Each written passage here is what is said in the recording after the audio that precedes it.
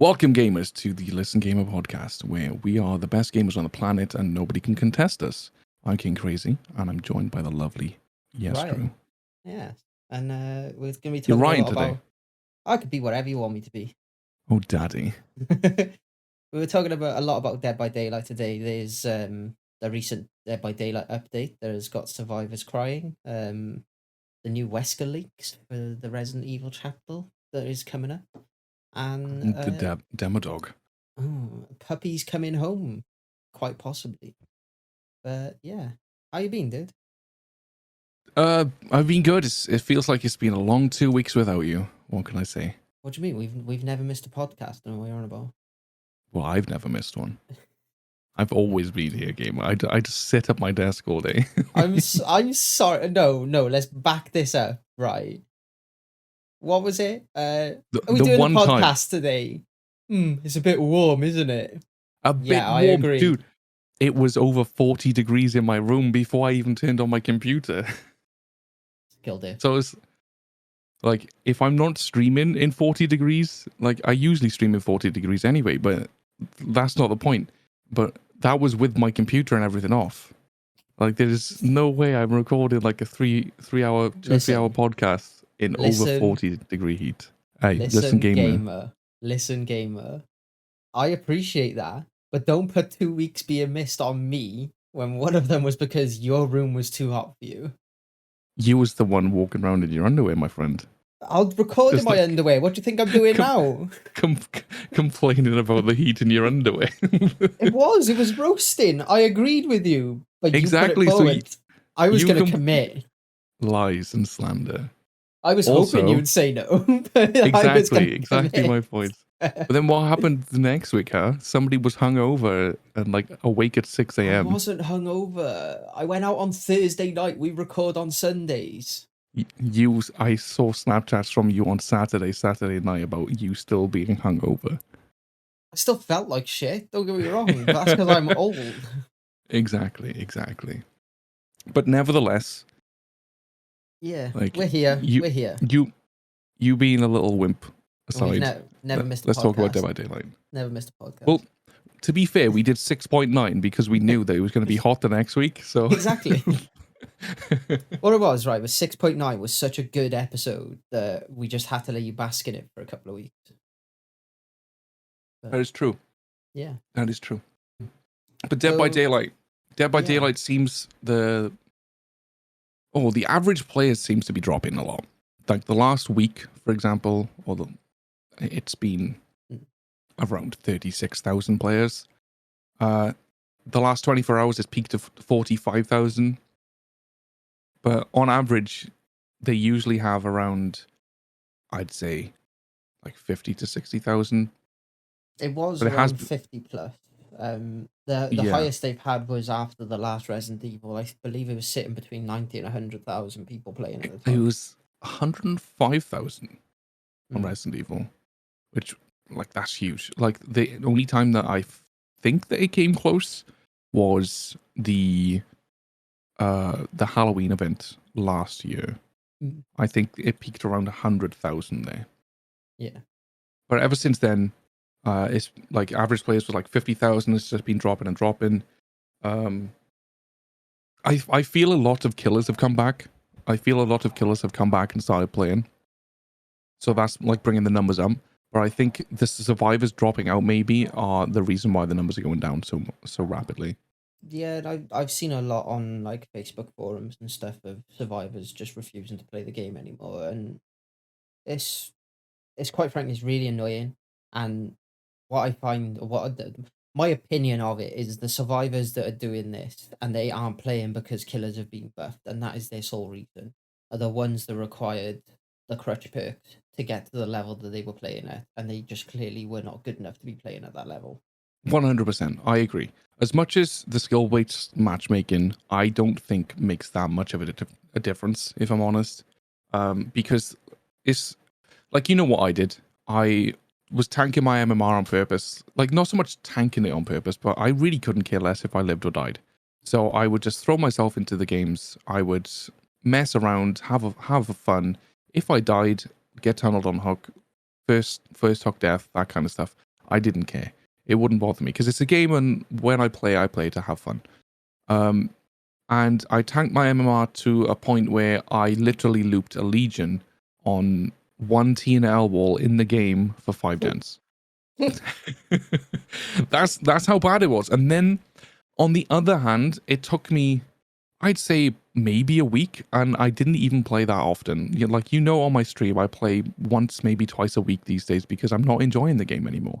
Well, before the update, I wasn't enjoying it because I found the game was too easy, because you could either just like lose and just tank your MMR really, really quick, and you'd go against like really terrible killers, or like it just wasn't that much of a challenge for me. But now with the update, I like the update. I genuinely do. It's just the playstyle of killers and the unknowing of the other survivors, like that you're playing with. Like, they don't know how to play the game, essentially, especially without Dead Hard, like you said. But I feel it's more of a challenge, and I do enjoy that part more. It's just the way the people are playing, it's making it, and I don't want to sound entitled, but it's making it an unfun experience, because they've essentially inserted slowdown into the game without sort of like addressing the already slowdown in there. They put the slowdown in there in hopes that killers would choose other meta perks or choose other perks to play with. But a lot of them still, yeah, exactly. A lot of them still play with the same perks. A lot of them still, what is it, 25% I think on Phasmophobia if you got full stacks. Like, there's that, there's Ruin, Call of Brine, Pain Res, all of those perks are fantastic. But with the added slowdown already that's in the game now, and people are like constantly tunneling every single game, like you was there Friday night, every single game that we had, badly textured grass was being tunneled off her hook. Every single time. I don't think there was a single game where she didn't use a DS. Being the only person running DS, it was very comical. Yeah, the only person in the game running DS, and every single game that we played for 2 hours and 40 minutes, I want to say, before we give up and played Kill Your Friends, she used her DS on every single game without fail. And it kind of shows, like, the update was good, like I said. It's just the player base. The player base needs to adjust, and the killers, like, I've talked about this before, and with the update now, if you tunnel one person out at 5 gens, like that guy was doing, it doesn't take skill to get the other 3k. Like, you can be fucking around. You can be messing around the entire match after you tunnel that person out, and you can still easily get that 4k. Yeah. Unless you get an unlucky hatch spawn, of course. That's the only other thing. It's just one of those things, like, even down to the point where Bubba can put deadlock on, hook one person, camp them to death, still have time to hook another person and camp them to death, and you would just about be finishing the last gens by that time that person died. Yeah. And then you could have, you sweep up with no head. Yeah, you could have, what is it, Deadlock, Deadman Switch, Call of Brine, and what's that perk? You don't even need any of that. Honestly, you No, the run skill check Deadlock. perk I'm on about. Merciless Storm. Merciless Storm, yeah. You can have that, and you can camp them to death. And every gen that they go to do, if they miss a skill check, they're going to come off it with Deadman Switch. It's going to regress super fast, and that's going to be blocked. So you got even more time to just camp that person to death. Yeah. And that's just me. I didn't even think about camping people to death, to be honest. Like, I've every game that we've been in, they've been proxy camping, not actually face camping. But yeah, it's just awful. Like, the state of the game is awful. It doesn't. Going back to the MMR thing, I tanked my MMR, ran the Legion, yeah, and I play the game maybe once, twice a week in my streams. I very, very rarely play it off stream. When I do, it's because of you guys or like links or something that have asked me to join, that kind of stuff. So I join you guys, and when I'm playing with other people, like on their streams, I don't mess about. Like, if they're doing a build like head on and stuff, I join them. But other than that, I play sort of normally. I just play to get some progress done, get the gens done, yada yada yada. So in the time that it takes me to get from super baby killer to getting hackers in my game, which they said we only go for high MMR players amongst like 1700 and 2100, and my MMR was over that, like well over that on the top percentage or whatever it was. Like to go from that to that in like the course of a week, 2 weeks, like playing the game once or twice a week, it shows how easy it is to get from dog shit MMR to high MMR. It shows that the skill-based matchmaking doesn't work. And if it does, and if that is it working, then there's something seriously wrong. And going back to the dead hard thing, 100% agree with you. Like we talked just before the podcast. The only reason why I started using dead hard was, I'd say when I started streaming, I think I started using dead hard about 6 to 8 months into playing Dead by Daylight streaming, because I always used to run life, and the only reason why I started using dead hard was so I could learn loop better, and so I could get that extra little bit of distance, so I can get to the window vault or get to the pallet drop or whatnot. The only reason now that I was using dead hard, because I was comfortable with the loops, is because I would wait for last second. I was one of these like idiots, okay? I would wait for last second. I would stop by a pallet, wait for the killer to come swing at me, then press dead hard, then vault him. Yeah. Like it was a strat. Like that's pretty much what dead hard is for now. Yeah. Like that's what it's being used for now. You don't get the distance, you use it for the hit, because they thought, wait a minute, our server desync is like stopping these hits when people are using dead hard. Let's actually make that the perk. That's pretty much what they've done.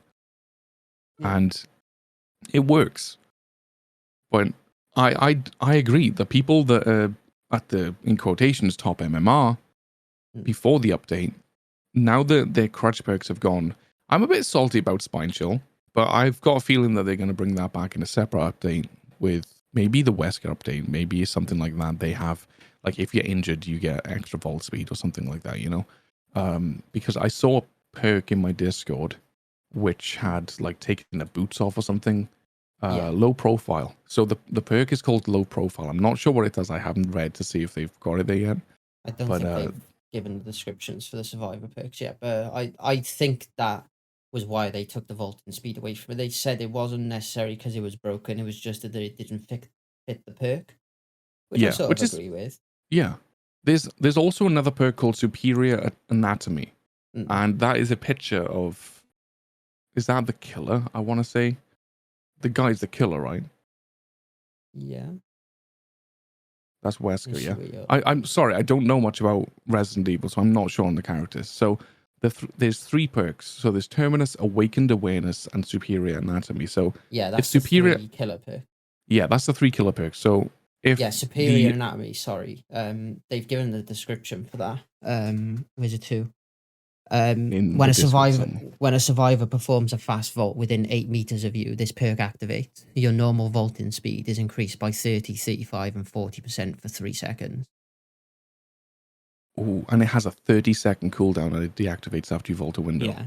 So that with bamboozle, if you follow someone through a window, you probably vault maybe as quick as a survivor doing a medium vault, which is disgusting.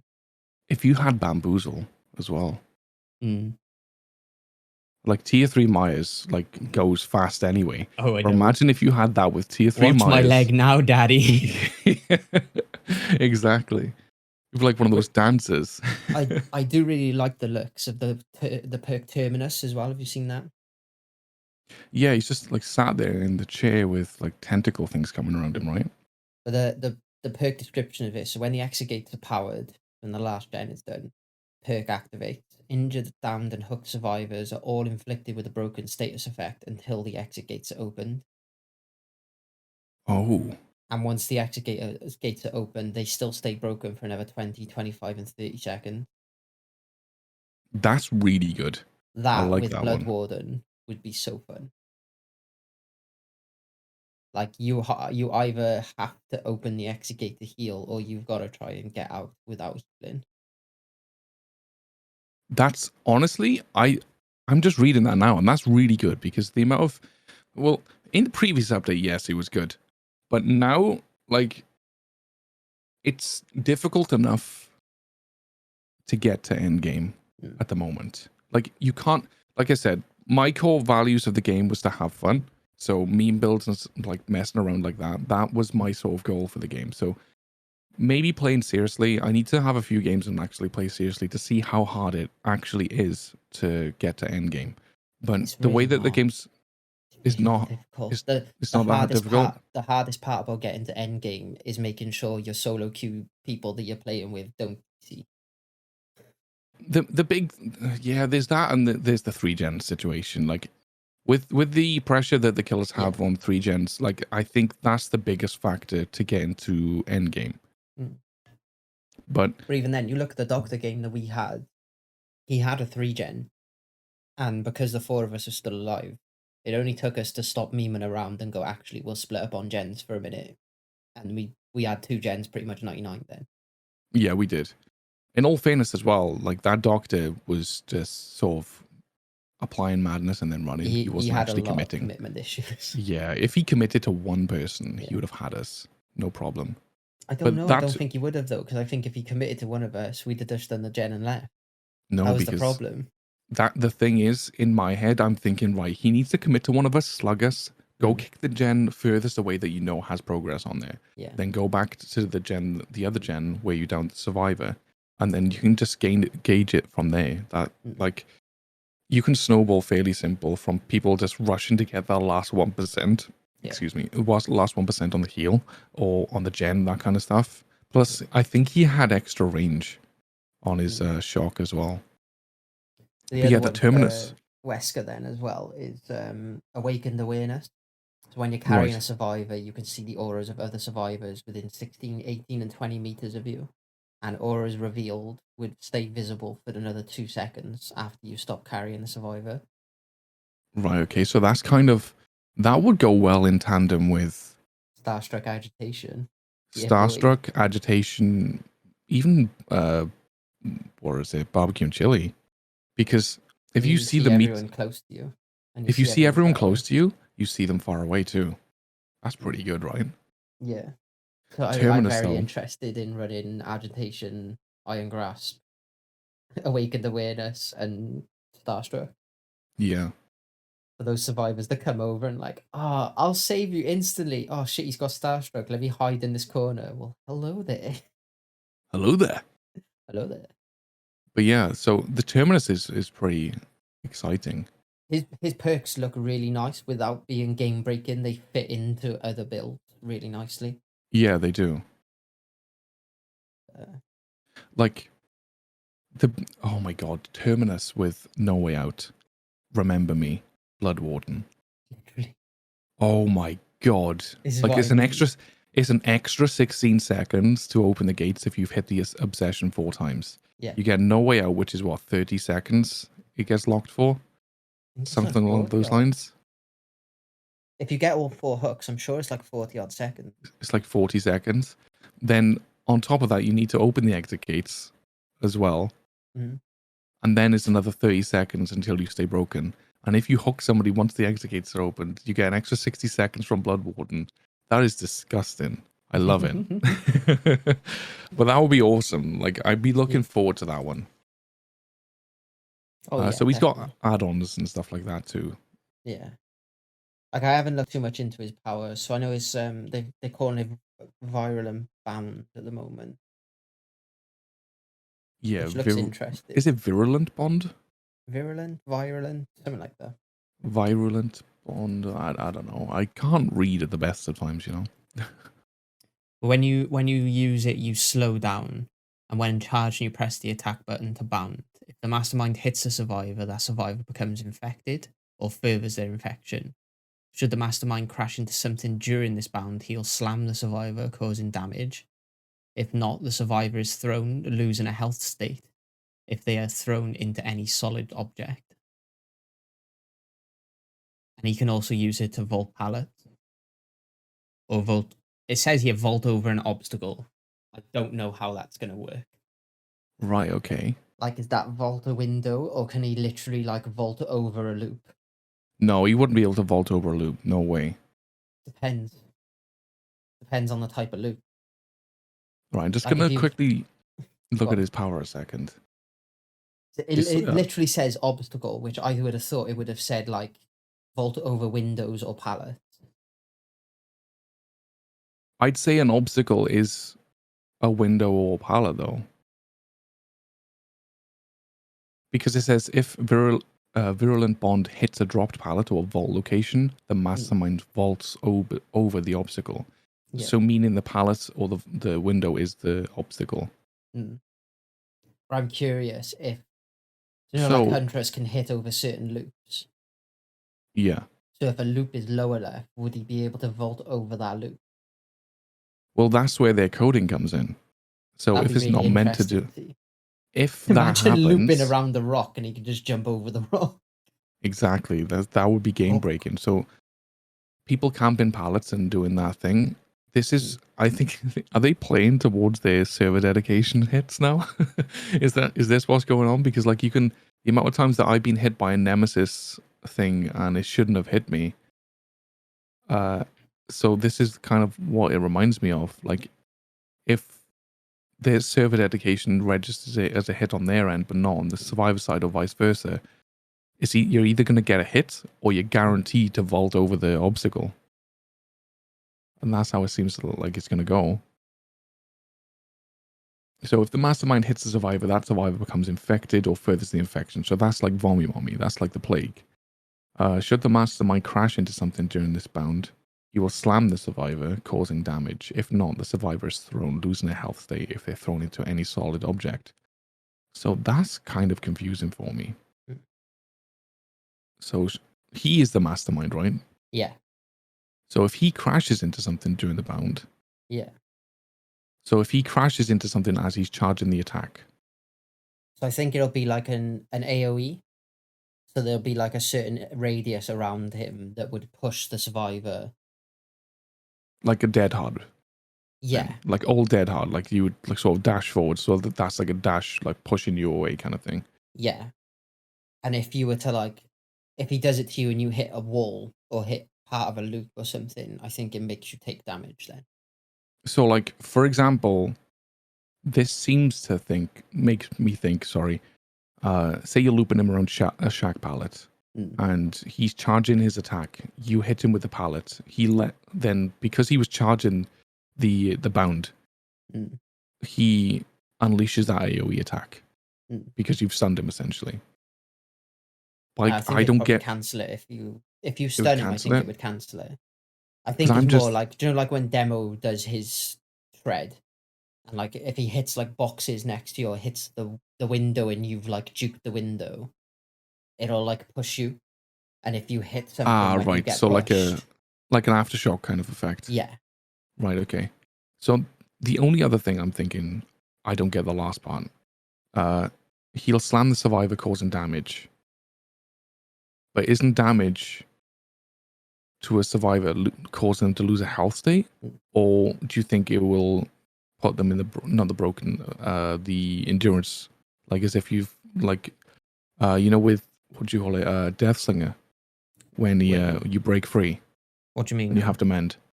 So it says, should the mastermind crash into something during his bound, he will slam the survivor, causing damage. If not, the survivor is thrown, losing a health state if they're thrown into any solid object.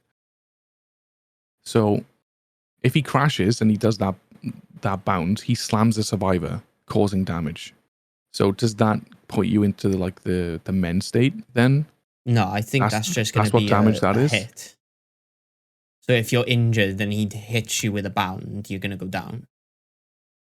But then the second part of that, it says, if not, the survivor is thrown, losing a health state if they're thrown into a solid object. Yeah, so I'm saying if he misses and doesn't hit you with his bound, but he hits something nearby, it throws you instead of you losing a health state. But if you get thrown into something, you then still lose that health state. Right, so you essentially get a dead hard if you don't get thrown. Say for example, you're going around a rock and he misses it, and then there's a tree right next to it. Yeah. And he hits you with a bound. You get sort of pushed into the tree. You lose a health state and possibly go down for it. Yeah. Right. Okay. So indoor maps are going to be fucking horrible against him. Yeah. The thing I find really interesting, when fully infected, the effect becomes more pronounced. If a virulent bound hits a survivor and they are fully infected, the mastermind will automatically carry them.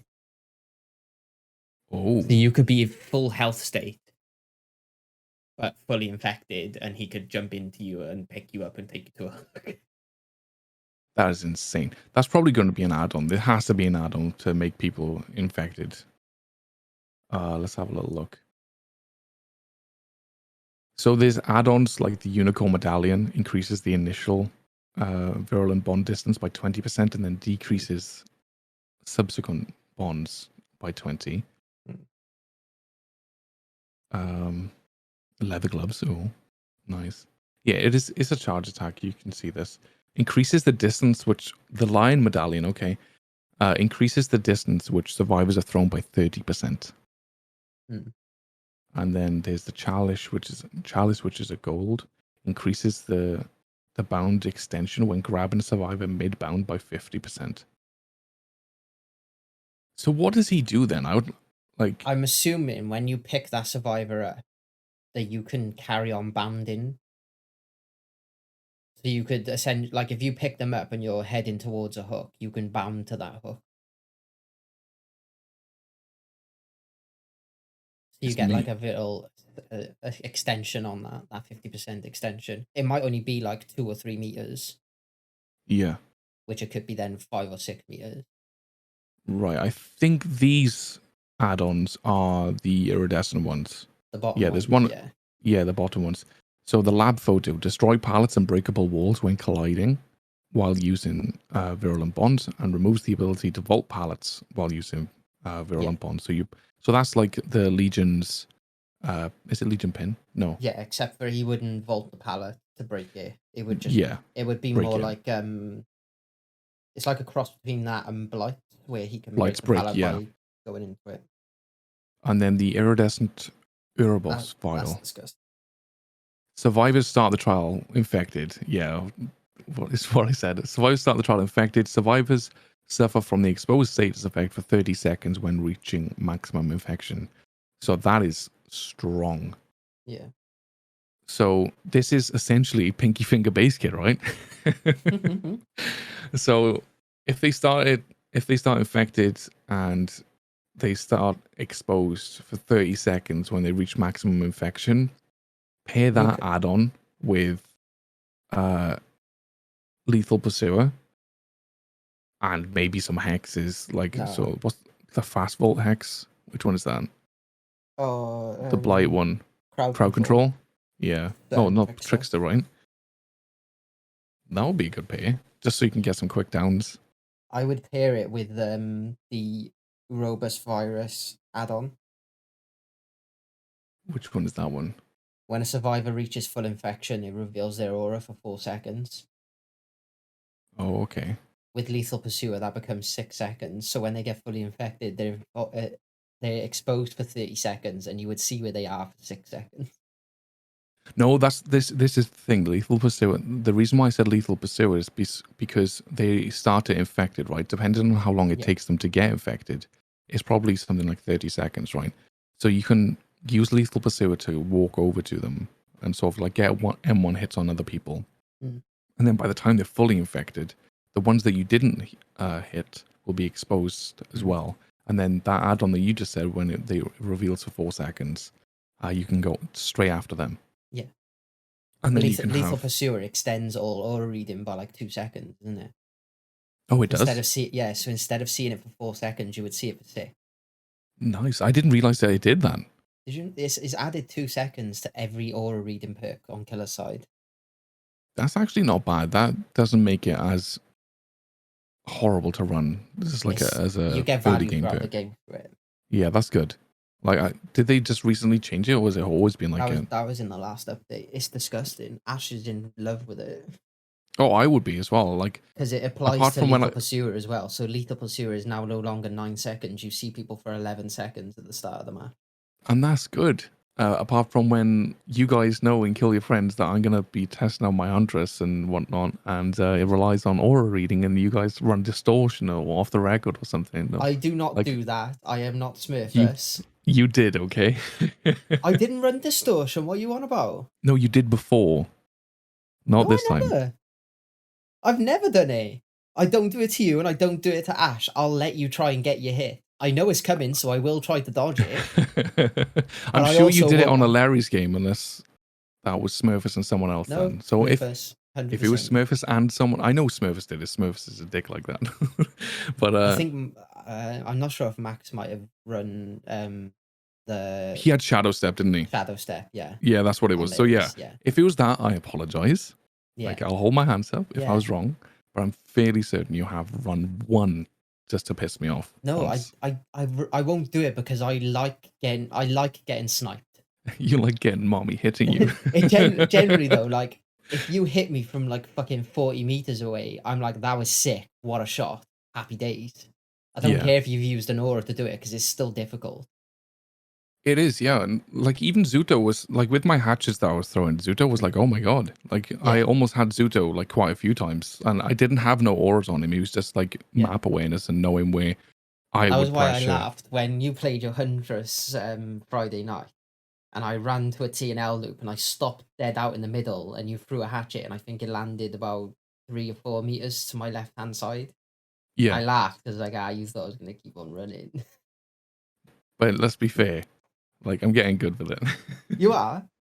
And I was like, I won't hide. I know you've got Lethal Pursuer. If you can hit me, happy days. But I will actively try to avoid it knowing that hatchet is coming still. Oh, yeah, of course. But I'll also leave the window open for you to attempt it. And you guys will also do all the gens. I do, to be fair though, I do love how every time that I play killer, you guys just slap gens. Like, not you, because you'd like to have fun and stuff. But like the gens go so quick. But then in everyone else's games, like we have like a half an hour game. The thing is though, you love chasing me. Which is your downfall, because you end up chasing me and everyone else is sat on gens, whereas whenever you're chasing anyone else, I'm sat watching you. The thing is, I like chasing you because when I know that you know how to dodge, like with Badly, the clip that I put up when I downed it, I fucking hate this game. It's like she's a good survivor. She's a fantastic survivor, but I don't think she's used to like playing Huntress or playing against Huntress or playing as Huntress to know what survivors do against Huntress to dodge it. Whereas I'm same a with greedy Zuto. little goblin. Yeah, you're a greedy goblin. You've played against Ash a load of times. You've played against a load of Huntresses, so you know what to expect from at least a half decent Huntress. Yeah. So you know how to juke. You know the timings, and so I chase you because it's more of a challenge to hit you with my hatchets than hit the others. I love every time that every now and again I still get you with just crouching at the window. Honestly, the way the animation goes, it looks like you're about to vault it. I know. Like it's strange. It's like you're running towards it. It's my favorite thing I've learned.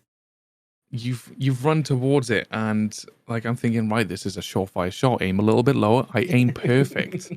I aim perfectly to hit your head after you've hit the vault and crouched. I've done it perfectly, but then as you lift your leg up, it looks like you're gonna vault, but you crouch instead, and I'm like, oh shit, I need to go a pixel lower. But like, and you get it, and it's like, oh, you ass, but well played, very well played. Like, and that's the reason why I chase you over everyone else more than anything, because as much as you'll frustrate me and do those things, you make me become a better player when I'm playing Huntress, because like I said, you know how to counter, you know how to play her, that kind of stuff. So it gives me more of a challenge than any. I know Badly's a fantastic looper. Yeah. Like she can do it no problem. She doesn't fall for many mind games. Again, that clip that I showed her, like I paused, I held my red stain at the loop, paused, did a swift 180, and then she didn't expect it, so she forced to throw the pallet or get M1'd. She threw the pallet, I M2'd it because I expected the M2 because I knew she would do it because I know how she plays. I played into her weaknesses, just like Bamboozle. You can't win without Bamboozle, you know? You can't fucking win without Bamboozle. But it's little things like that. When you know how to play against certain people, it becomes less of a challenge and more like, oh, here we go, let's down them kind of thing. But with you, I know that you'll try. Yeah. And if something works, honestly, the highlight of it is not the fact that you juked me. It's not Yeah. the fact that you outplayed me. It's your giggle, your squeaky giggle I love right it. at the end when you just go super Saiyan giggle and it just goes so squeaky. It's hilarious. And that's the highlight of it of me because I know for a fact, I know what you're going to do. Mm. I know roughly when you're going to do it, but it still sometimes catches me by surprise. And I know for a fact that you've been planning things like this on the way to these loops, like crouching just at the last second kind of thing. I know that you plan these things, and when they come off, Yeah. I know when you've got me good It's what because makes it even funnier because I know that you know that I'm about to do it and you still fall for exactly. it. It's exactly the same when we went into a custom match with Ash. It's like, right, he's got lethal pursuer. Like, I'm gonna make sure that I don't get hit by lethal pursuer. I'm saying this out loud in the loading screen. As He soon as we load slapped you in, with that. I'm just there pointing at whoever's next to me out in the open, and then all of a sudden a hatchet comes and slaps me in the face. And I'm like, holy shit! I literally just said he had a lethal pursuer. My hands are on my head, thinking, what the hell have I just done? And then another hatchet comes and hits me on the bloody floor. It's just like, damn, dude. It's Yeah. crazy, Ash but is it's fucking cracked as hell. he's honestly the best. We need to get him on here. Yeah, definitely.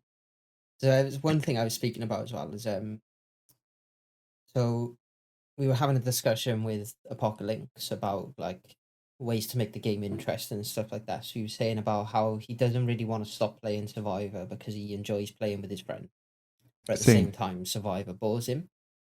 Yeah, it's exactly what I'm So feeling at the moment. I posed a challenge, and I think it'd be really good for you to get involved as well. Would be quite funny. So there's a couple of different ways you could do it. You can either do it where you pick your main and you play your main for the whole stream. You'll be in a VC with Ash and Apocalypse and whoever else wanted to get involved. The race is the first person to 50 kills. So you're All right, killer. playing, yeah, you're essentially playing killer but with friends. So you can still talk, you can still chat, you can still play the game playing as killer without it being like when people stream killer, it tends to be a lot more like you're explaining what you're doing and how you're doing it. Whereas Yeah, Survivor Friends is more like you can chill, have a chat, and have banter with each other. yeah. So it'd be like that element of Survivor Friends coming into being killer gameplay where you could be winding each other up, going, "Oh yeah, like got another 4K, like one more 4K, and I'm winning," or like I'm ahead, and have that banter with each other. So I thought that'd be Just like quite that interesting to competitive do. sort of, yeah. Yeah. Like it would be good, yeah. That would be pretty cool. So the The other, only problem is if everyone's streaming at the same time or if nobody's streaming, mm, uh, it's like the whole mic situation because as killer it requires well maybe not so much now, mm, but as killer it generally requires more attention. So muting your mic and unmuting it all the time just to say something in a voice chat, it may be a little bit difficult. Like even with a stream deck, like you just press one button with the stream deck, it mutes unmutes. it's But something you need to work with in terms of the fact that I know Lynx and Ash do it a lot when they're in the VCs and they unmute to talk to their chat and unmute to talk yeah, in I the do the same VC. thing because it's just polite. If I'm playing with someone Yeah, or I'm playing with people that don't stream, then yeah, I don't do it. But if I'm playing with other streamers, then I do it just because I be, find it's like rude yeah, in a sense because yeah, I wouldn't want to be seen as sort yeah, of overpowering trying to talk over their stream if that makes yeah. sense. It'd be something that's like worth looking into and getting into the habit of doing, really, wouldn't it? But Yeah. it'd be really interesting to see it done. Like, I'd love to do it, but I'm a dog shit killer, so I wouldn't even be close to keeping up with you guys. What But do you mean? You played Wraith really well on that Larry's game when I first went against you. oh, what's that? That's over a year ago now, isn't it? That was like what 2 years ago? Do you think? Oh no, I would have met you a year ago November. I was a year in November. Yeah, so it'd be 2 years this No, November. I'm sure you've like subbed for 19 months or something. Yeah, That'll be I've two subbed years about then. 80. I'm subbed about 18 months. 2 years is 24 months, my dude. Right, November. Oh, following since November the Don't 3rd. don't look at my followers. Yeah, subbed for 20 months. Yeah. So 4 months would be what, November this year?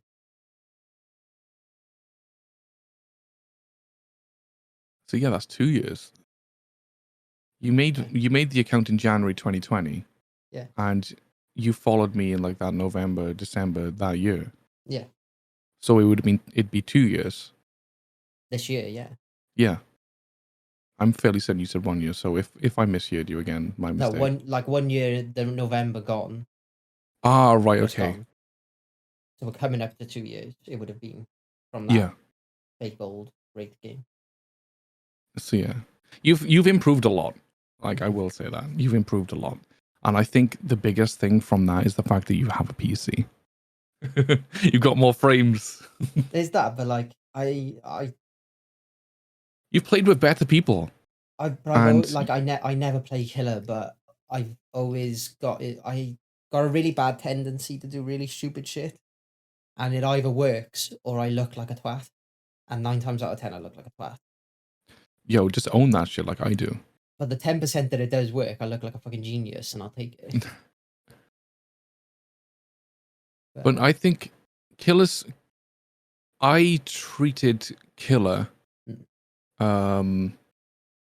how I treated survivor. Yeah. But without the ease of winning. So this was my other idea for that killer, because they were saying, like, obviously killer's got a lot easier. So you could either play as your main and you do the race to 50, or you have the challenge of you can't use the same killer more than once until you've used all the killers, and you can't use the same perk more than once until you've used all the perks. So like hardcore mode. Yeah.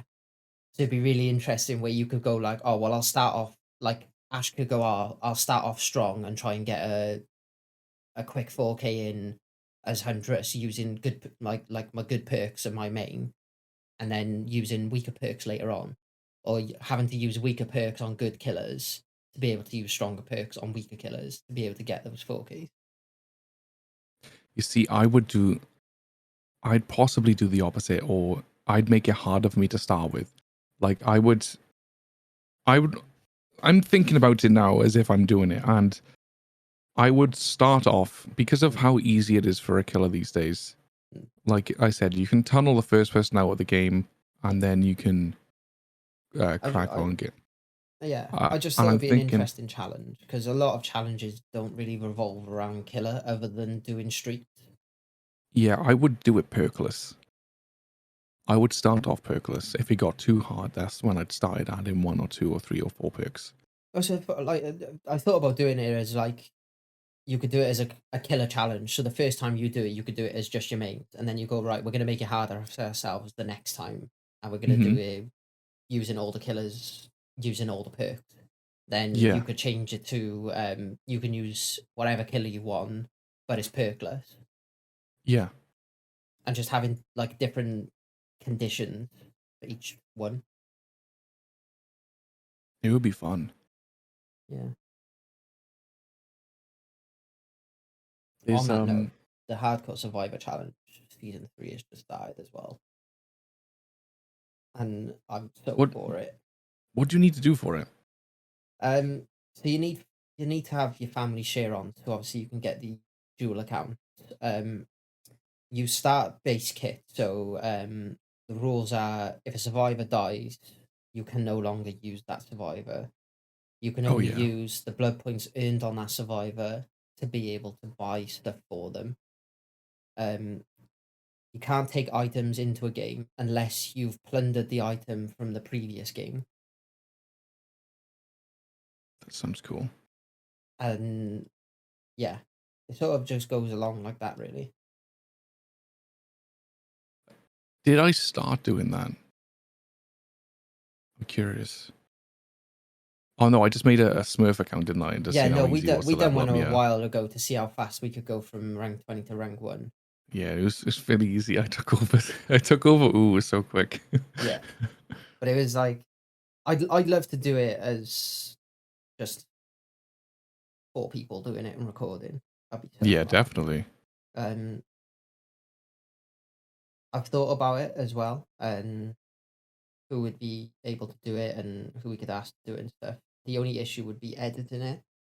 Right. I don't think I've got the time to do that sort of project. Oh, really? How come? I'm a busy man. I'm in high demand. You're in high demand. Yeah. Okay. Right, let's Work start an intellectual crazy. conversation then. What do you what do you think about the leaks of Stranger Things? Do you think that it's fan made and it's like a mod that people have used, or do you think it's legit? Because it kind of I feel like it's fake, but you know what? The do amount you of want effort that would go into making something that fake. it's Very not high. hard. Can I just say it's not hard? It's made with Mm, Unreal Engine, the textures and everything. You can extract them from the main game, and all you need to do is just make a room. Essentially, you can just make a map yourself. It's fairly simple. The reason why I think that it's fake, personally, is because Demogorgon Dash it's not called that, is it? no, it's shred. Exactly, it's a shred attack, and then it's got characters underscore survivor Dwight Fairfield. Uh, it's a But like looking at it's called a shred on our end, but they may call it something else completely different in the coding. they possibly could, yeah, but any other development pictures and stuff that we've seen, even with the character names on the screen like that, unless they've changed them, they don't appear like that. How easy is it to extract the audio files? Uh, I don't have the software installed on my computer, but it is fairly simple. Yes, Okay. it's when I used to do. I wanted to try and do some renders for thumbnails when I used to make Mm. videos regularly.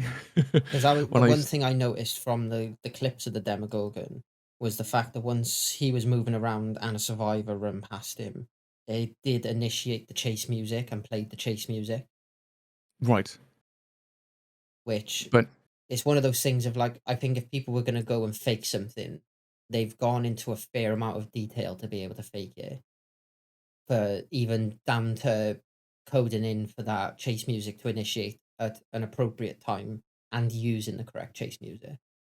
yeah, like there's two things. Okay, so there's like what is it? There's that big black sort of square up in the top right corner Mm, of the video, and it's strange because it's like, why is that blocked out? mm, Like that doesn't make sense. There's the fact that it's done by Veed.io, which I have no idea what that is. Like I think it's an online video editing thing, and you can have it for free as well. And I'm guessing it's like a watermark on there. That's why the watermark's there. So if you're a developer, you've already got screen capture software installed, right? mm. You can screen cap no problem. The screenshot again, it's got like a black sort of rectangle this time, sort of cut out. It's weird, but I've seen leaks. I've not leaks. Sorry, I've seen mods of the game on YouTube where they've put. It was like before Hellraiser came in. It was like Alien versus Predator, I think it was. Yeah. And they actually made a fully fledged working uh, sort of menu music. There was more menu music. There was more selection. You could go in the character selection. They'd have the in-game sort of animation of it. The background of the campfire and stuff changed too. And then they went into the level, and it was just awesome. Like they made everything, and it was Yeah. as if it was genuinely in the game. So the fact that this is so kind of like scuffed in a way, Mm. like it's good. Like Yeah. if it's genuine, fair enough. But It the looks fact that more like a certain genuine fake, background. this is Like, like a genuine fake, if that makes sense. yeah. It looks sort of fake, which makes it feel more genuine because they haven't tried to make it look not fake. Yeah, and like they've got like big text saying 11 room, main Yeah. hall or whatever. Like you wouldn't do that. Like you wouldn't really do that in development. Put big text on there. Mm. Like it looks good. Don't get me wrong. It looks really good. If it's like I said, if it's true, this is awesome, and that's a very, very, very early progress.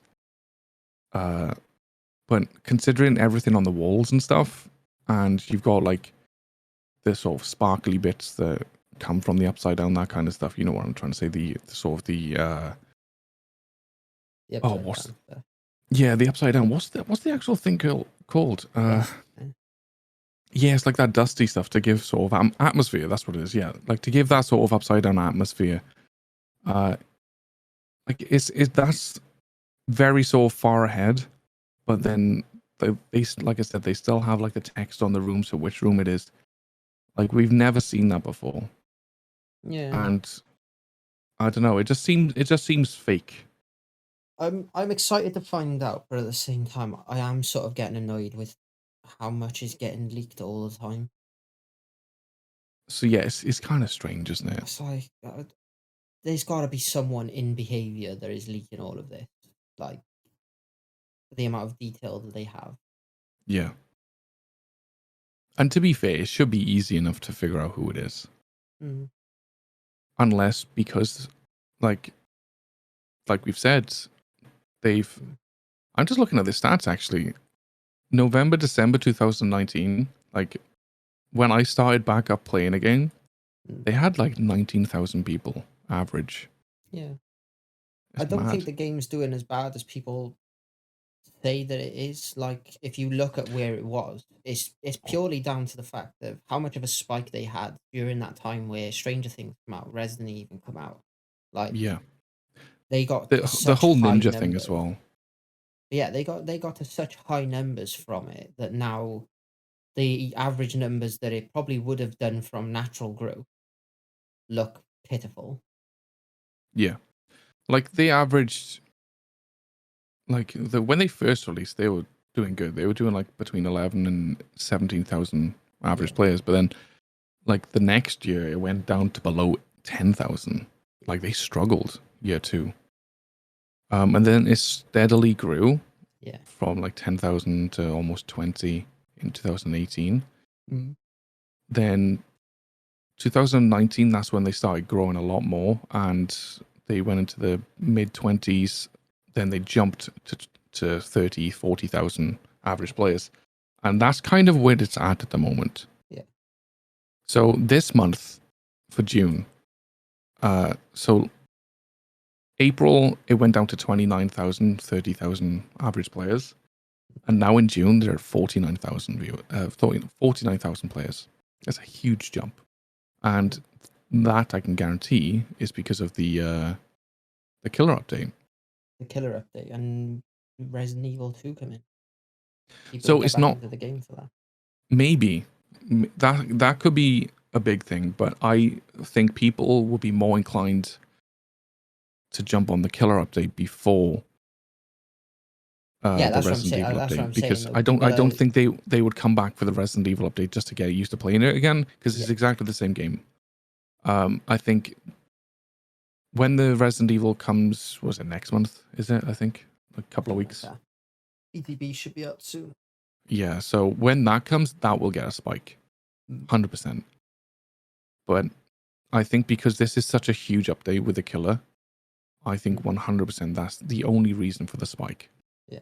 Because if you're going from like 50, 60, like July 21, 62,000, August 51, and like going into 50s, low 50s, and then it dropped significantly down to 44, 40,000, 36,000, 34. The game was literally just losing thousands of thousands. Like on average about 10% of their player base each month. Yeah. So they had to do something. Like the game was getting boring. Like as much as I say it was easy, it was boring. Like even with the meme build, you could literally put on any build and escape with it fairly simply.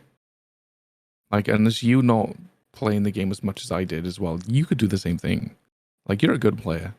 Like this is now clipped and going to be on YouTube and Spotify and stuff. So there's me complimenting you on being a good player. You're a decent player. Like back 2 years ago, no, you wasn't. Like you still struggle with skill checks sometimes, but yeah, like Hey, we'll have less of that. I'll just blame that on the weak wrist and controller, okay? But But yeah, like even you could like I could give you a perkless build. Like you could go in no perks before this update, obviously, and you could just escape no problem because you learn to loop. The games went significantly faster. Mm. The only way that you wouldn't escape is if you either got face camped or tunneled out of the game, or like your teammates weren't doing anything. Yeah. Like if they were just like average, sort of below average players, you get the gens done, you'd get out no problem. You'd have no issues. It was a boring game to play, and because it was so survivor sided, that's probably why so many killers left the game. And I totally understand, because I couldn't be bothered to play killer because of how survivor sided it was. Yeah. And like I haven't really played. I don't think I have played killer once apart from the Kill Your Friends we had. But I think playing killer now, I could go into any killer and probably get a 4K without trying. I've had some fun playing killer recently. So what's your experience with it? Do you think it's significantly easier? No. And this is the ironic thing. I don't think it made the game easier for killer. I feel like it's made it so it feels more fair. So before you continue, what killer were you playing? I played a game as Trapper. I played 1 or 2 as Wraith. I played 1 as Doctor for a daily. I played 1 as Deathslinger. Okay, so on a scale of 1 to 10, how do you rate your knowledge and your ability to play those killers? Shocking. I barely play any of them. Okay. So what perks were you running? Because I can guarantee that you didn't have every single perk on them. No. So you were running sort of I had like basic. Jolt, Fearmonger, something else on Deathslinger. They weren't meta perks by any means anyway. I think I wasn't looking for the meta perks. It was more like with killers, because I know you don't play killer that often. Yeah. So I was expecting like really crappy perks. Like Jolt is okay. Fearmonger is definitely worth running these days because of needing to use Sprint Burst and Lithe and other exhaustion perks. So I think that would be a very good perk to sort of jump into the meta. Yeah. But I think if you did you 4K in every single one of them? Did you try to? That's the thing. Did you try to 4K? Or was you just there just to chill, have a feel around, see what it was like? I tried to 4K, but not tried as in like, well, I need to tunnel this person to death now or I lose this game. Or I need to So you this fairly person. tried? Yeah. So I was like, I want to get a 4K, but at the same time, I'm not going to camp and tunnel people. Like, I'll go after the next person, or I'll go after the person they're unhooked, so on and so forth. And how many did you get? Mostly got 4Ks. So you had, I'd say, mediocre average perks. Yeah. You wanted the 4Ks, but you didn't play aggressive No. to get them. You've not played killer for God knows how long. You've not played those particular killers because you're dog shit with them, and you still managed to get 4Ks. But therein lies the MMR. So I'm going up against survivors who some of them didn't even have purple perks. Or you could clearly tell that they were completely new at the game, or they didn't have a lot of experience at all. So it's kind of hard for me. But what I would say was the fact that it felt more fair in the sense that I felt I was ending chases quick enough to maintain control of the game, and that's what happened. Rather than so you had the pressure.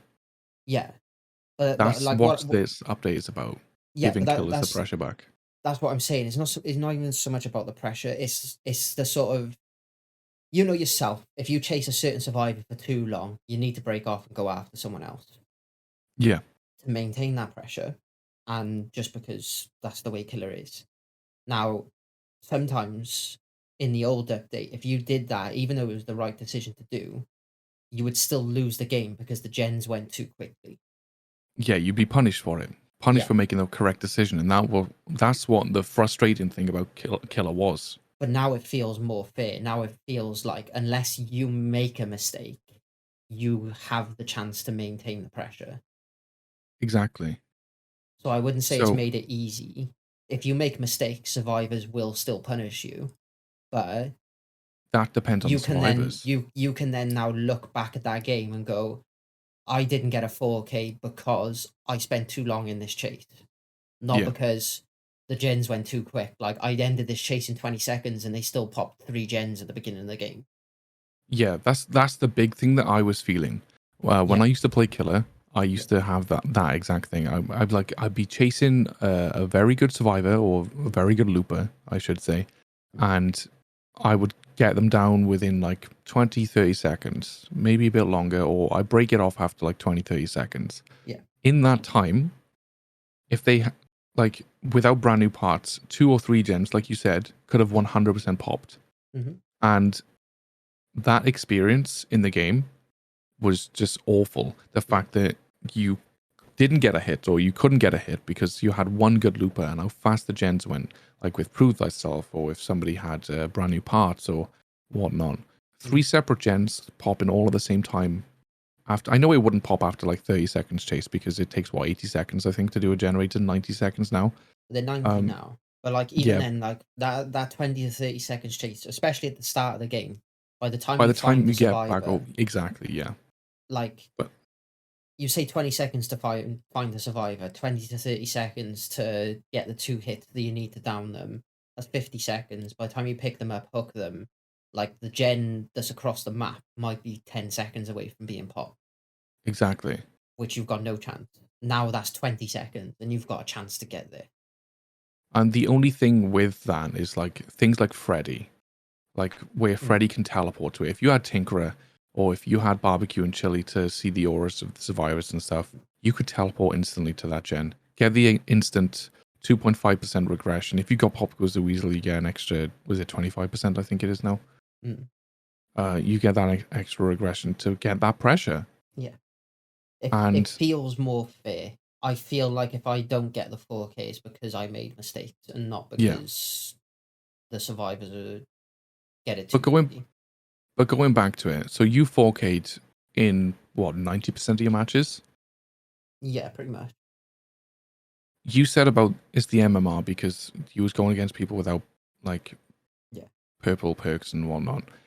That could have been their choice. They could have been new to the game. 100% Mm. agree with you. But in those other games that you didn't get 4Ks, did all of them have purple perks? Um, there was one or two that was like a mixed bag. They had like one or Exactly. two purple, a green, and a yellow or something like that. But yeah, And which ones escaped? The ones with purple perks, all purple perks, or the ones with a mixture? typically the ones with all purple perk.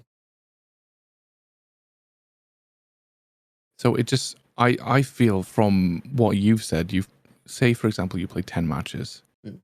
and you won 9 out of 10 of those matches. And by winning, I mean 4K. Yeah. Regardless of the perks, regardless of everything, you haven't played killer in X amount of time. You're playing the killers that you know used to, you were Yeah.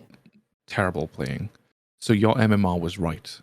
The only difference between you and the survivors on the other end is your game knowledge. Yeah. That is the only difference. Yeah. Like if they're new, they're just coming into the game. This is normal for them. They don't know the past update. They haven't got a clue about it. You do. You've got the last like 3 years of playing this game, maybe Yeah. more, of game knowledge. You've got Otstarver, you've got Potato Legion, you've got me, Apocalypse Ash. Like when we've played it, you've seen things that we've done, or you've Yeah. seen things that survivors have done to us. You've got all of that knowledge in there. That doesn't contribute to MMR. It's all well and good. You can read a book how to program, like, and code in Python. Doesn't mean you can do it. And same goes to you. I'm not knocking you, like saying that you're a bad killer or whatever. I'm just trying to say, like, you've got all that game knowledge, but just because you've got the game knowledge, it doesn't mean that you can play that, if that makes sense. Yeah. No. Like I've watched enough of Ash, but if I pick up Huntress, Jesus Christ, Exactly, yeah. I may as well just not have Hatchet. 1v1 me cowshed. But yeah, this is what I mean. So because you've got the game knowledge, you know how to sort of manipulate loops. You know how to show your red stain and then just 180 back to get the M1 or Yeah. to get the hatchet hit or whatever you need to. Mm. You know that you need to pressure 3 gens in the middle or over one side of the map so you can get that pressure to get an easier 4K. Yeah. Like, new survivors don't know that. You only know that in the grand scheme of things, you're considered a new killer because of how little you've played. Yeah. And as much as it's your game knowledge that got you the 4Ks as well, you do need skill. You do need like an essence of skill with it, but at the same time, what you've displayed is that you've got the game knowledge. You're very bad with those killers, but you still got the 4K in fairly easy fashion because you didn't need to be in any way, shape, or form aggressive with it, like tunneling or slugging or camping, that kind of stuff, when you could have. And once you go, when was the first person out of the game? Was it at like 4 gens, 3 gens, 5 gens? Typically between like 3 and 4. So 3 and 4 gens, the first person was out of the game. Mm. And how easy did you find it after that? After like the snowball potential, after you got that first person out of the game, how easy was it to maintain that pressure and just snowball? Disgustingly easy. It was typically is my a point. game up until the point that when that first person dies, and then it's a case of picking them off one by one. Yeah. That's Like, how the game should be, in my opinion. I think once I got to 3 or 4 gens and killed that one person, I don't think I ever got below 2 gens, apart from, I think, one game where 2 people got out. And this is where I come from my perspective of the fact that the game is a lot easier now. For killers, that is. Because once you get one person out, to maintain that pressure, to keep that pressure, it's easy. Yeah. It's significantly easy. Like, the only way that you can screw up is if you screw up badly, or if you go AFK, go to the toilet or something in the middle of a match, and then you got 1 or 2 gens that have popped, and then like you're okay. I need to get my pressure back. Like, you have to do something drastic to lose that pressure. Yeah. And I feel with the newest update, as soon as you get one person out of the game, as long as you've got 3, 4 gens left, you can easily win it. Yeah. Like, there's no two questions about it. No matter how good you are on a particular killer. And that's what I feel is needed to the game. Killers need to be feared. Killers need to have that pressure, because if you go to a horror film or whatever, the killers always have the upper hand. Like, the killer's always got that pressure, right? Yeah, they die or they survive the killer or whatever, but realistically, if you got a Michael Myers coming at you that can't be bloody killed, then you're not going to survive, are you? Let's be honest. Like, and if there's 4 of you and he takes 1 of you off, the pressure's going to mount and it's going to be harder and harder to survive against him. Yeah. And the same goes with this game. And I think that it's a fair balance update. It's just when the killers tunnel you out of 4 or 5 gens, and then that literally makes it impossible to play the game. Like, what happened with Badly every single time? Yeah. Like, there's no need. It's a difficult one. It is. Because, unfortunately, like, no matter how much the devs do, they will never remove tunneling camping, because you just can't. They can combat it. Look what they've done with Victor. You can't activate Victor in, like, within, a 15, 20 meter radius of the hook. Yeah. Do that with every single killer. You can't blink as a nurse. You can blink towards the hook maybe, but you can't blink while you're right next to the hook. You can rev your chainsaw and go towards the hook as Billy or Bubba, but you can't do it while you're in 20 meters radius of it. Like, they should activate it so it's all across the board. Yeah. Because that then gives you, say for example, is a Bubba camping the hook, even with a built-in borrowed time. What does that give you? If he's got you down in 1, if he's got the hooker down in 1 as they unhook you, you're being hit as you come off the hook, and then he's still got like 3 charges left to get you. Regardless of the haste, he's still faster than you. He's still got that haste that he can hit you down with a second hit. Sorry. Yeah. Like, there's no if a Bubba or if killers actually want to tunnel you off the hook and slug you and get you out of the game, they can.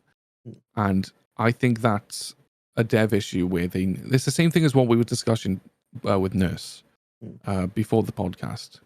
How can you, like, nerf Nurse to make her viable? the same way you nerf every other killer, disable their power within the radius of the hook, so you can't. There's no chance of like face camping and then hitting them off the hook instantly. Same thing with nurse. Like, what was we discussing when if you miss a blink as a nurse, or if you sort of like you hit someone with a nurse, even with the recharge add-ons, by the time you finish that fatigue, you've pretty much got one or two, if not two blinks left. Two blinks again. There were some other things I think you said. I can't remember what they were, but if you can go ahead and say sort that. of like making a cooldown more punishing, so you can't just continuously spam blink. So if a survivor does well enough to dodge you after you using 2 blinks, they should be able to get enough distance that you can't just instantly blink and down them. Essentially. Yeah. With the other thing is making her attack an M2 attack and not a basic attack. Yeah, that's the biggest thing. Yeah. Because a nurse with like Devour and like what was it? Noed and stuff. Just insta down on nurse is broken. It's busted. Yeah. Like just remove him. Like even to the point where you can stand outside of make your choice range with Floods of Rage, let them unhook and instantly blink back, use your second blink to go and hit them, all while seeing their aura to see where they're going the whole time. Yeah. I think maybe the first blink can act as an M1 because her movement speed is slower. But the second or third blink, no. I think third blink you shouldn't be able to hit. As coming from like a nurse main or an ex-nurse main kind of thing. Regardless where you think is midwich. The third blink is fine. It's an eerie add-on. Eerie add-ons are supposed to be pretty overpowering. I can be fine with that.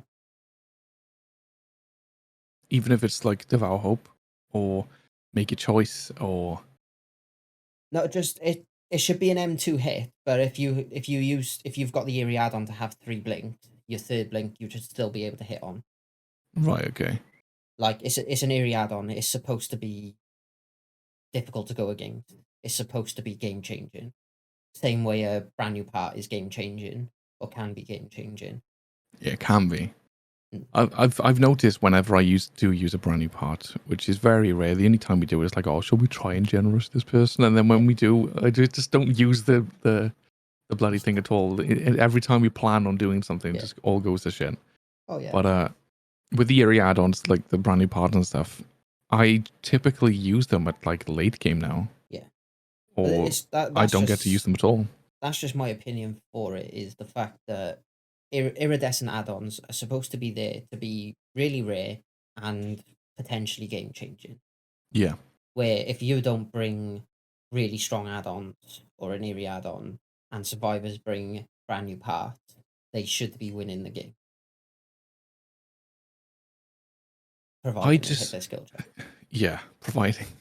I just think the game as a whole is in a very good place. Like, as much as the stuttering bugs and stuff like that, and all the other bugs that are in the game are very annoying, the game as a whole. I haven't come across for a while. They're supposed to fix that in the last patch. They did? Mm-hmm. Maybe I wasn't paying enough attention. I just thought it was still there then. It was in the patch notes. As far as I'm aware, they have fixed that. But I thought I experienced it in the kill your friends match. I could have been just mistaken. It could have just been lag or something. Because we was playing with Zuto. Yeah, we were playing with Zuto. Hit on the window. Oh my god. I was just there running off, and all of a sudden he just slapped me to the ground. Oh my god. I love Zuto. It was like Scorpion from Mortal Kombat, dude. Yeah. Get over here.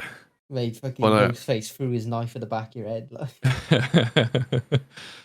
But talking of Ghostface, sorry. No, crack on. I didn't realize one of his add-ons got changed. Oh, they did? Yeah, do you know the driver's license add-on? So it used to decrease his detection range for him to be revealed. Yeah. It's now, in my opinion, I think it's busted. I think it's broken. Why? What's happened? If you mark a survivor who's repairing a generator, the generator explodes, losing 20% of its progression, which is basically pop. Oh, and it The becomes effect blocked, I guess, the right? affected generator becomes blocked for the next 15 seconds, so it will continue to regress as well. So that's like Dead Man's Switch. It's a pocket dead man switch pop. But to be fair, that kind of helps, though, right? What? That's not a bad add-on. What's that? Airy or purple? I'd say that's Purple. purple, right? Yeah. So that being a purple add-on, Mm. that's actually good I think it's because quite broken. I don't like how often are you going to be getting to? Does it stack? I don't. That wouldn't stack surely. If there's 4 people on a generator, you're not going to No, lose 80%, right? no. Marking Right. multiple survivors on the same generator will only apply the penalty one. Right. Okay. So I think that's a good perk because think of the amount of times that you're going around as a ghost face, you're trying to mark people, you mark someone that's actually doing a gen. Mm. What does that do for you? Does nothing. It just marks them. They can still complete it. They can get the down. If this is their first, second hook, they can still get free or whatever. Like, oh, if there's like 2 or 3 people on there and you've marked the one person, Yeah. if it explodes the generator and pushes everyone off of it, that helps so much. That's what I mean. I think it's pretty broken. I think that's a good one, to be honest. It's good. Don't get me wrong. I don't think it's broken. But it's strong. That's It's a, very strong. if it's purple, it's supposed to be 20%. though, right? 20% though. Like perks don't like Jolt doesn't even do 20%. What does Jolt do? 10? 15? Jolt's 10%, I think. Eruption is 10%. You've got to do a lot more to get just 10% than marking a survivor that's doing a gen. How difficult is it to mark a survivor though? Let's be real. Not Like really. in low elo, like in what you was playing last night, you could probably easily mark people, right?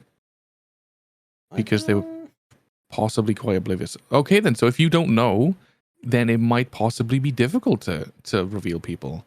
Revealing people I'm like watching a now. video from Spooky Loops using it with a build around it. So he's got Lethal Pursuer, Jolt Surveillance. So obviously when he marks someone on a gen, it would pop it and then apply surveillance. So he knows when someone goes back on that gen. So he just goes back over and review and marks them. That's genius, though. It's Is it brilliant. a cooldown on there? No. So you can theoretically get this every 15 seconds on the same gen. Yes. That's good. Even down to Like, the scenario of think it could be the last gen. It could be at like 95%. So survivors commit to it. You mark one of them, they lose 20% and blocks the gen. And it would carry on regressing for 15 seconds. Do you think that would stack with Call of Brine? No, because Call of Brine requires you to kick it. Oh, it requires you to kick, okay. Yeah. But that's good, though. What I am That's not curious bad is add-on. if you could stack it with Lullaby. Because I don't know if it counts as a missed skill check or not. Or it might count as a missed skill check if they happen to have a skill check at the same time. Which Lullaby would then add another 6% to that.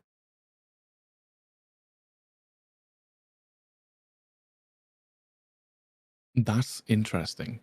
Might If have to you try that. if you think, right, you say you reveal that person and they then loop you around about by that generator, you then down that person because they're marked. You then also hit them with Jolt from the build as well. Jolt's got 0 cooldown these days, right? I'm No. fairly certain. It's crazy. As long as that 15 seconds passes by before you down them, you can then apply Jolt to that generator as well. It's Like, disgusting. it is. Like, I'm just thinking, like, the builds and stuff like that. I genuinely, like, as much as I don't want to play this game anymore because I don't enjoy it. I want to try, obviously. I want to try I think Killer. Killer's going to be the fun thing to play, where you can actually now feel like you can run off meta builds and still have a chance to win the game through your own skill. Yeah. Like, I like it. I like the thought of it. But I enjoy playing the games with my friends or people in the community and like people that just pop in the stream and that kind of stuff. That's what I like about it. And it's difficult to do that when the game is in the way that it is for survivors. Yeah. Like, you can't have fun anymore. Like, you have to play the game like properly, which Again, I can understand. this was my point to Apocalypse was the game is no longer fun when your object is to finish the gens and escape. Yeah, because then it's monotonous. It's just the same thing Like, over and over again. my object going into the game is dependent on my build. So like we played the spirit game. I was running the lucky break build with bite the bullet and a beastly medkit. And 2 or 3 times she hit me and I disappeared. Like one time I literally stood behind her while she started phasing and started healing, and she completely lost where I was from lucky break and bite the bullet. Yeah. I didn't care that I lost that game because the amount of times that I hid in a stupid little corner right next to her and she walked past me because I've got no scratch marks, no blood, and I'm not making any sound from Bite the Bullet where I'm healing, made me laugh so much. I So it's didn't care when I died. kind of like when I looped her around and I just pointed at you and she came straight to you. That was the nemesis. You Oh, little that was the shit. nemesis. Yeah. But like even then, like I lost him long enough to get healed. I know, and like I was counting. I saw you there, and I was like, right, it takes X amount of seconds to heal. So if I do this now, hopefully by the time he gets to you, you'll be healed. And I'm not gonna lie, I did time it off a little bit, because as he was running towards you, I was like, you should be healed by now. Yeah, you were lucky So that I hit my I was last skill check, I think. clenching. Yeah. Dude, I was clenching for you. I was like, I'm sure I counted this in my I head was correctly. watching him run towards me like, hold, hold, hold, and the bar literally finished, I think, as he It was started swinging. as he started swinging. I was like, oh my God, thank God for that. And I played it off so cool. I was like, yes, 100%. I planned for that to happen. I wanted it to be that close. But in reality, he was coming towards you. As he was walking towards you, I was hoping you'd be healed and then you could just run around the corner and just like crack on with it. But the fact that it made it that close, it was very funny. I enjoyed that. But it was like that build. So it's Bite the Bullet, built to last, so you can get your med kit back. Lucky Break. So Lucky Break and Bite the Bullet are the things that make disappear. And then you have Overcome, so you can zip halfway across the map and do so. I healed in some stupid places in that game. I can imagine, yeah. Like even the Nemesis one, I was pretty much out in the open. If he'd have looked around at any point other than to look at you pointing at me, he would have seen me. And I do it in a bright orange fucking Pizza Dwight outfit. Like I'm not trying to hide, but it's so funny doing it. Yeah. And like, to be fair, thinking about it, like, you know, the last however long they've been pumping more money into the cosmetics than anything, right? Like with all the cosmetics being all bright, like bold and like Fortnite with the backpacks, that kind of stuff. With the new killer update now, people are gonna go back to like the blendettes and like the more sort of stealthy looking cosmetics, because if you're darker, like, or like you've got the darker bloodstained clothing and you've got the darker cosmetics and stuff, you're gonna be able to like blend in more. And I feel like even with people with shaders, like people with shaders, yes, it's cheating in a sense. Like, don't get me wrong, I've got shaders to make the game less sort of Minecraft textures and more Minecraft shaders. It increases like the lightness and the contrast and the sharpness of it to make it more of a cinematic look for me. So it looks nicer. It's more pleasurable to look at. I've seen streamers which have like the saturation turned right up, the temperature changed ever so slightly just so the scratch marks appear so bright across the map. And then when they go into the in-game lobby and stuff, everything's just blown out. Like everything is peaking. It looks disgusting. And they do that. They say, oh, it looks better this way. It doesn't. Like, unless you've changed settings on your monitor to make it not look as bright and horrible, it does not look better. You're doing it for a competitive advantage. So if you run in blendy sort of cosmetics, it makes it slightly harder.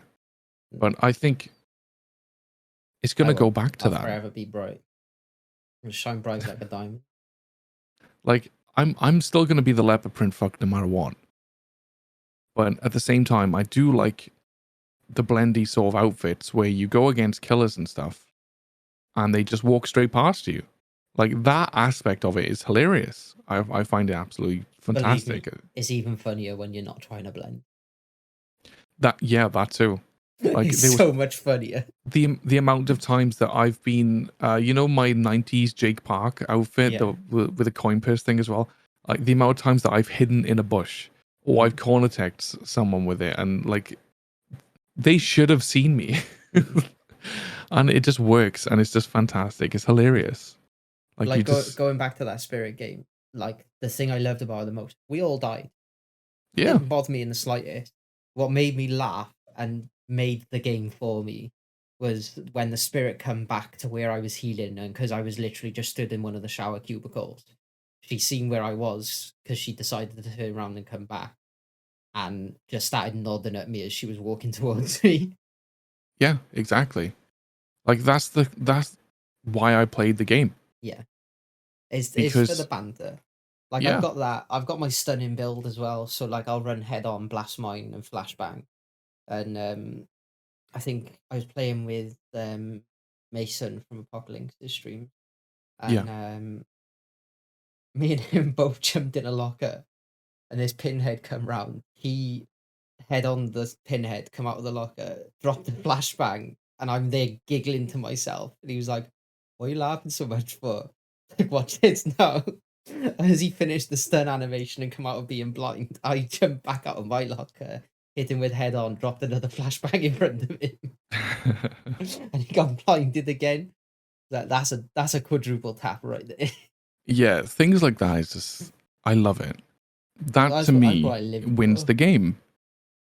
Like, if you go in for meme builds, like, that's what wins me the game. I don't care about dying. Like, the same as you. You got that build off, you played that perfectly, and you was happy. You didn't care whether you got face camped till you died on hook. Like, you enjoyed it, and that's what it's about. Enjoying the game that you paid for. But I feel now it's balanced it to a point where you can't have fun. If you do have fun, it's going to be a miserable time. Or if you try to have fun, it's going to be a miserable time because you can't do those things anymore. That's where I think everyone's getting it wrong. Is you can do those things, but don't expect to do those things and still win the game. I never do. I never expect to win. It used to be possible to meme around constantly and still do the 5 gens and leave. Yeah. And I think 100%. That's what people are suffering with.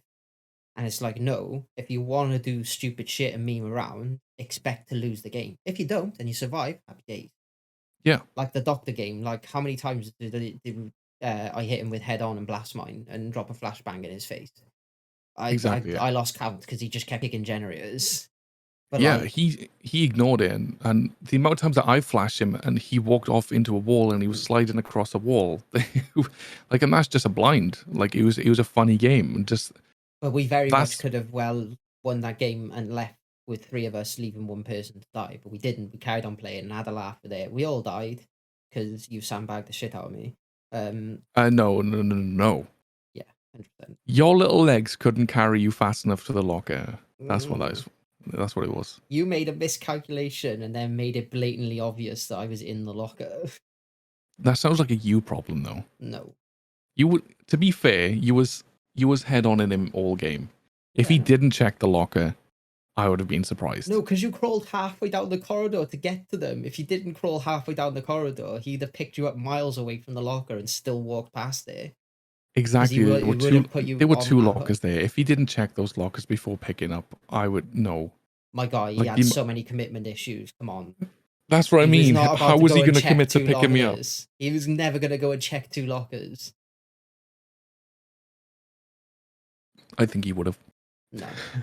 But I'd have saved either you. way, I'd have picked Smurfs up and we'd have been out. You sandbag. To be fair, I'm just blaming Smurfs for not having Unbreakable. So, just blame Smurfers because every single game he has unbreakable tenacity and like Mm. power struggle or something. That Yeah. that game he didn't. But that's So we're another blaming like him. that's what it's all about for me now. It's like I'd quite happily do a Survivor stream where the whole stream just has a stun counter and see how many stuns I can get off in one stream. And I Yeah, think that would make the game entertaining. yeah, pretty much. To be fair, I might steal that idea and do it if that's okay with you, rather than a Um, win counter, stun counter, because I'm you an know I you don't I'm an stream. ideas man.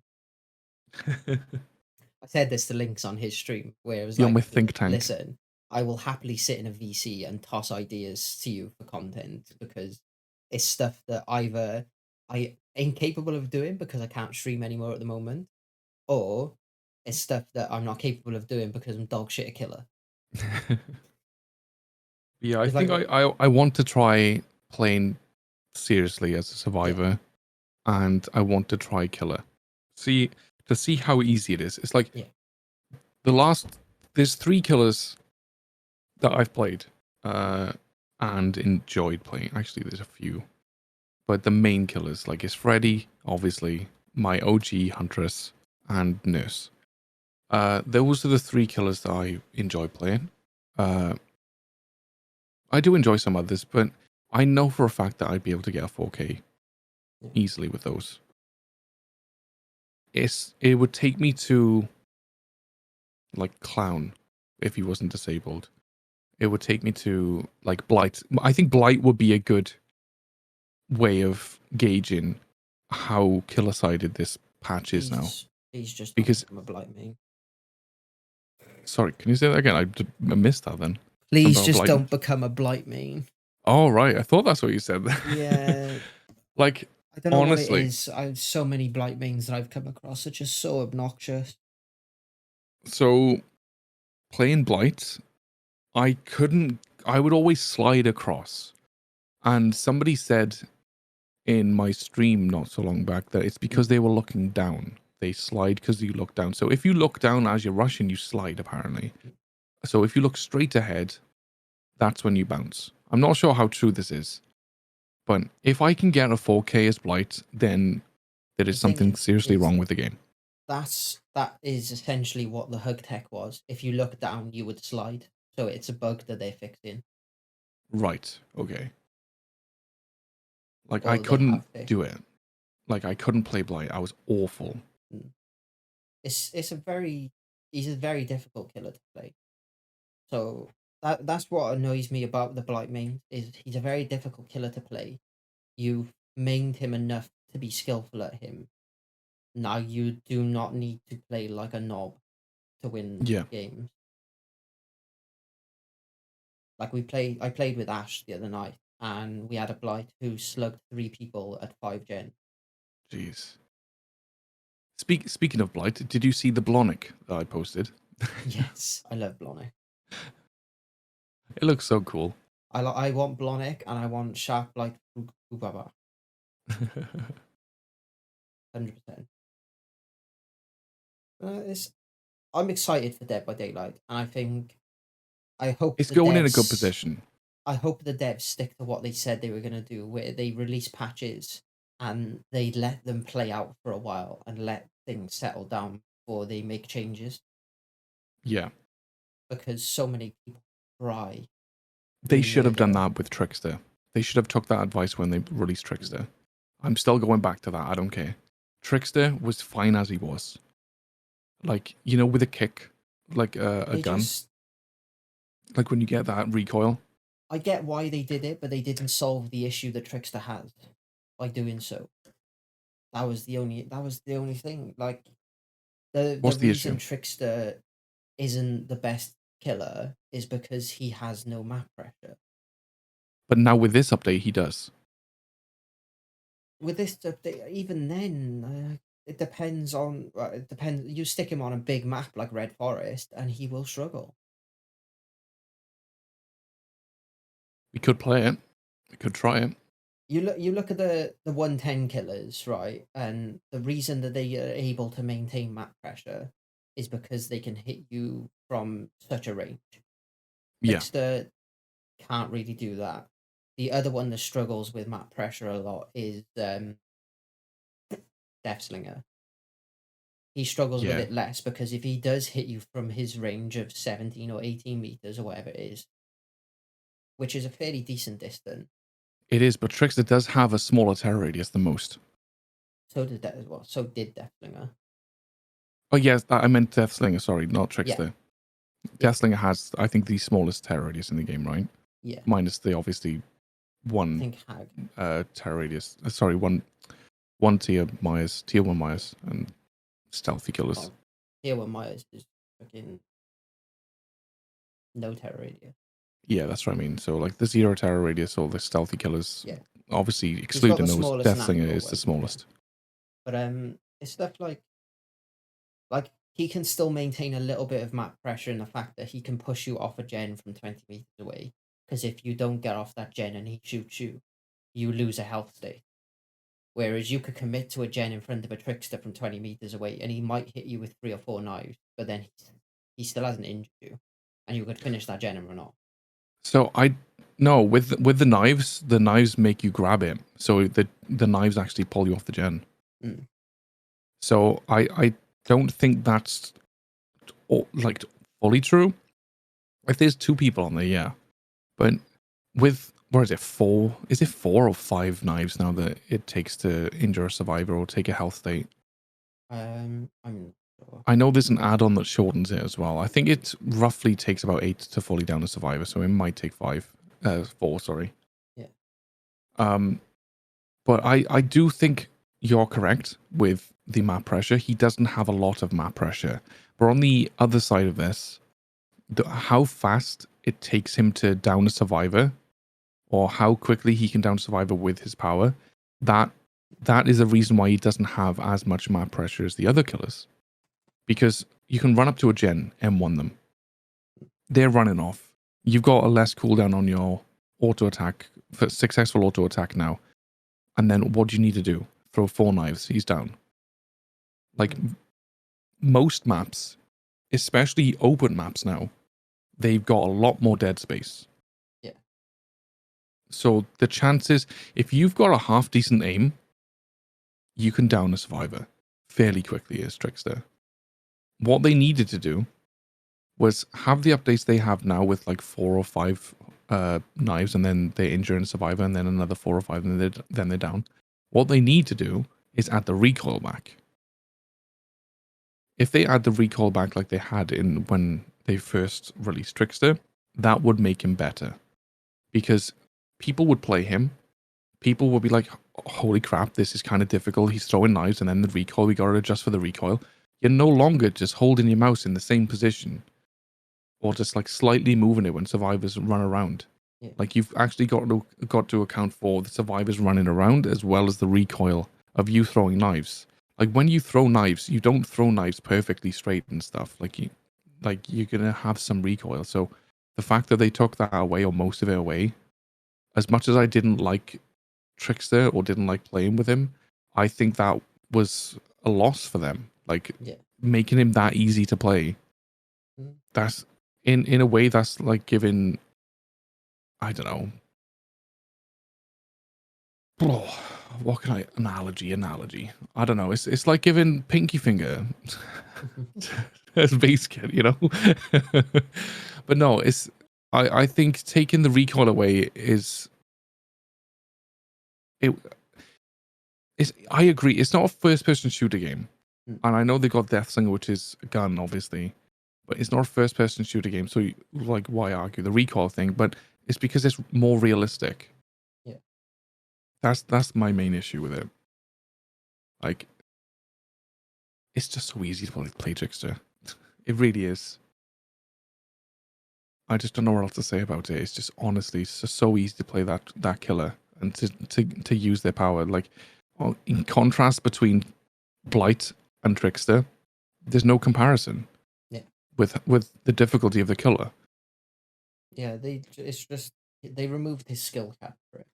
Yeah, it is no skill cap, and then they nerfed Deathslinger by like reducing the aim down sights speed. But yet they buffed trickster. It just Yeah. doesn't make sense. Like some of the choices that they make are very, very, very strange. Mm. It's just It does confuse. There you yeah. go. But in all, I do enjoy the update. I like it that it's a challenge. I dislike the player base playing exactly the same how they were prior to the update. It's like they're acting as if it's still a competitive game. Oh, so sorry, they're in a competitive game, so they have to tunnel a first person out, and then still play like a dick. Mm. Like I've got no issue with Dead Hard. I think it's a good way that they've changed it. Same as again, same. I'm salty with Spine Chill, but it was needed. It was too easy to loop like the Legion on the same loop. It's just I That's just the hope they thing, bring it like, back in another perk. removing the vault speed from Spine Chill was fine. I don't like what they've done with it, but at the same time, it's frustrating. But then playing against stealth killers with it, because that was the counter to them. But at the same time, having enjoyed playing as stealth killers, like I love playing Scratch Mirror Michael. Yeah, Like, playing a Scratch Mirror Michael, and you find out that 3 of the 4 people on the other team all have Spine Chill, and you're like, well, it's a dead game then, really, isn't it? exactly. Yeah, Like, even on maps such as RPD. yeah, Like you I just still can't think have it. RPD is like the most balanced map in the game. I If I'm hate it, honest, hate it with a passion. what do you hate about it? Um, Too many people don't know how to run it, and too many killers know that if you hook a certain person in certain areas, that you can pretty much camp them to death without even being near the hook, because everyone's too scared to go near. So that's pretty much the same on all maps, though. But do you know how to run the map? I know bits of it. There's bits that I do struggle with, but like that's the same for me with most maps. Like there's a lot of maps that are easier to run than others, and Exactly. Yeah. I don't know. This is the point. I You don't don't. like it because of how it makes certain killers play. Because certain killers are adamant that it's not a viable map to play that killer on, so they Oh, all what? play like a cunt because of it. So I experience a lot more bad games on RPD than I do on other games on other maps. I think the premise behind RPD is because of what happened when it first came out. The sabotaging builds, that kind of stuff. Like I just think it's too this big. this map was doomed from the start. Remember, he got released and then it got disabled for months or however long it was. So the map, in my opinion, is very balanced. I think it is the most balanced map on the game, because not only it has like the tight corridors for like people like Billy, Huntress, Blight, that kind of thing. It has obstacles as well, so they can bump into or you can hide behind. It's very good that way. It's got a lot of corridors. It's got upstairs, downstairs, and some rooms that you can weave in and out of. So it's good for survivors. It's also good for some killers too, because you can, as a killer, there's multiple ways through certain rooms, or there's multiple ways to corner off survivors.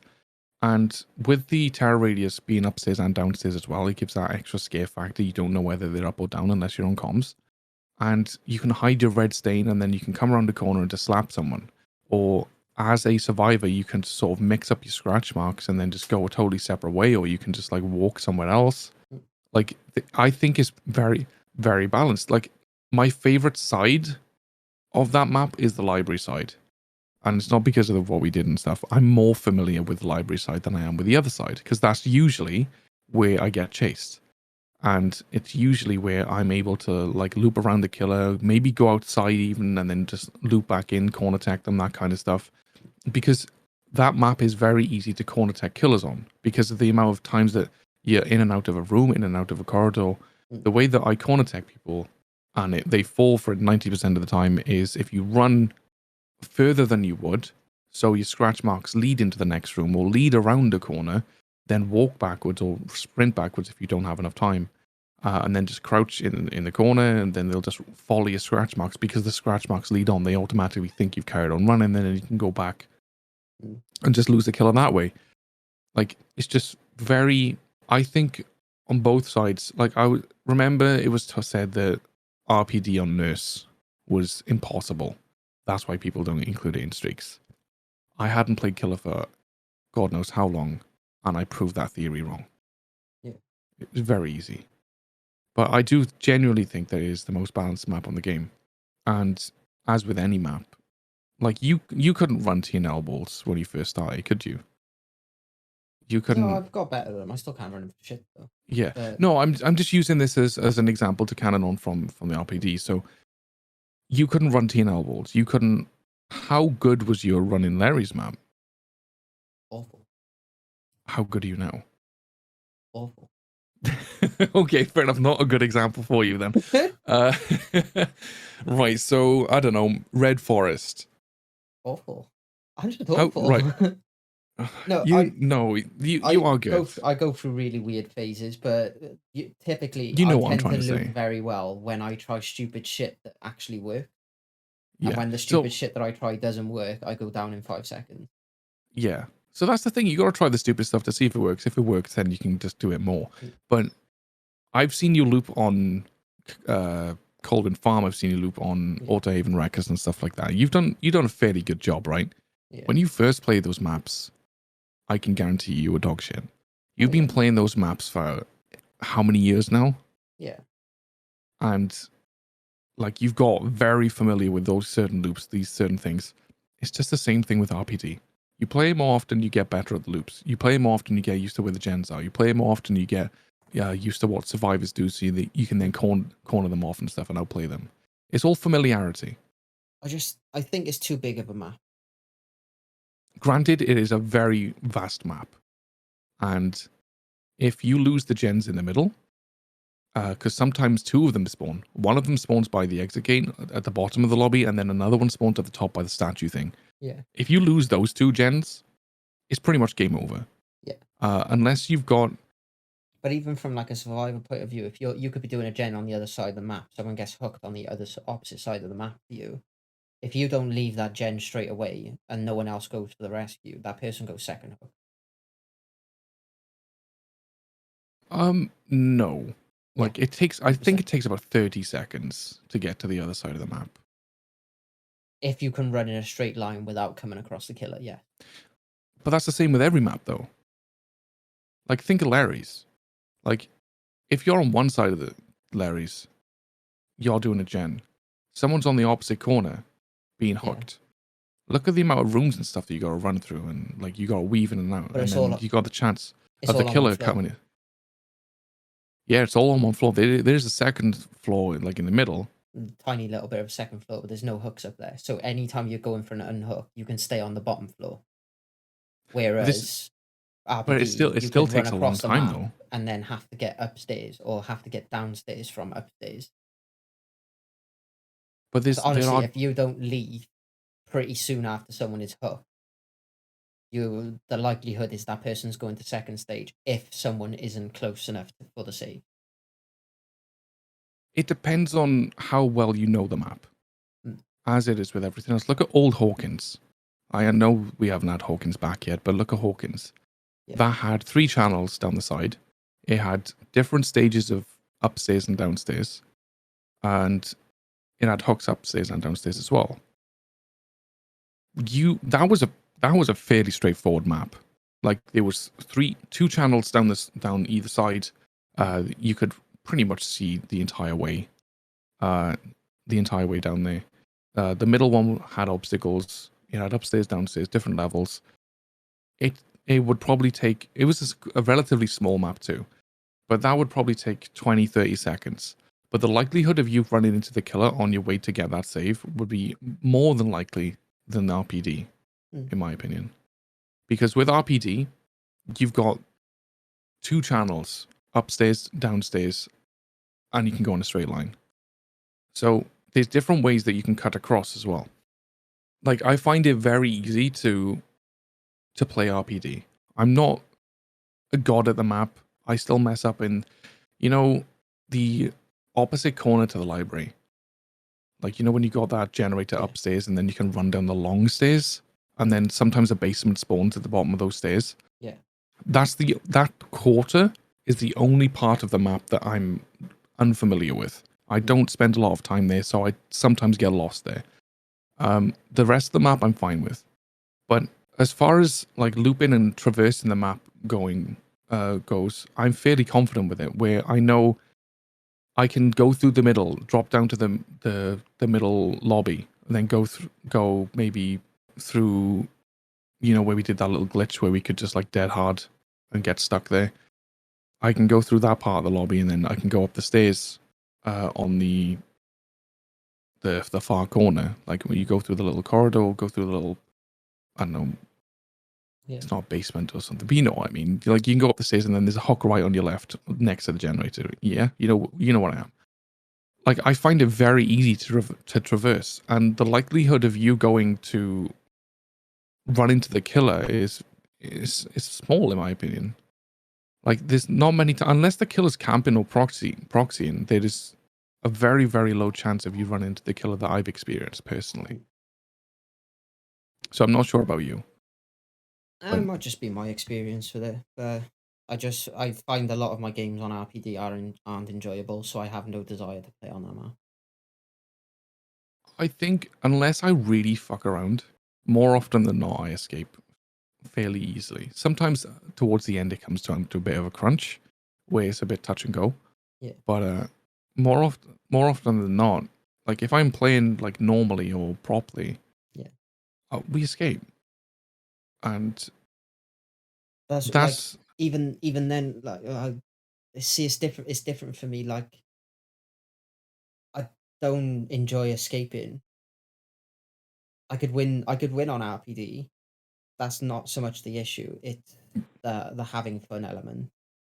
right. So this is where it comes in for me. I'm having fun when I meme. That's the core to my game.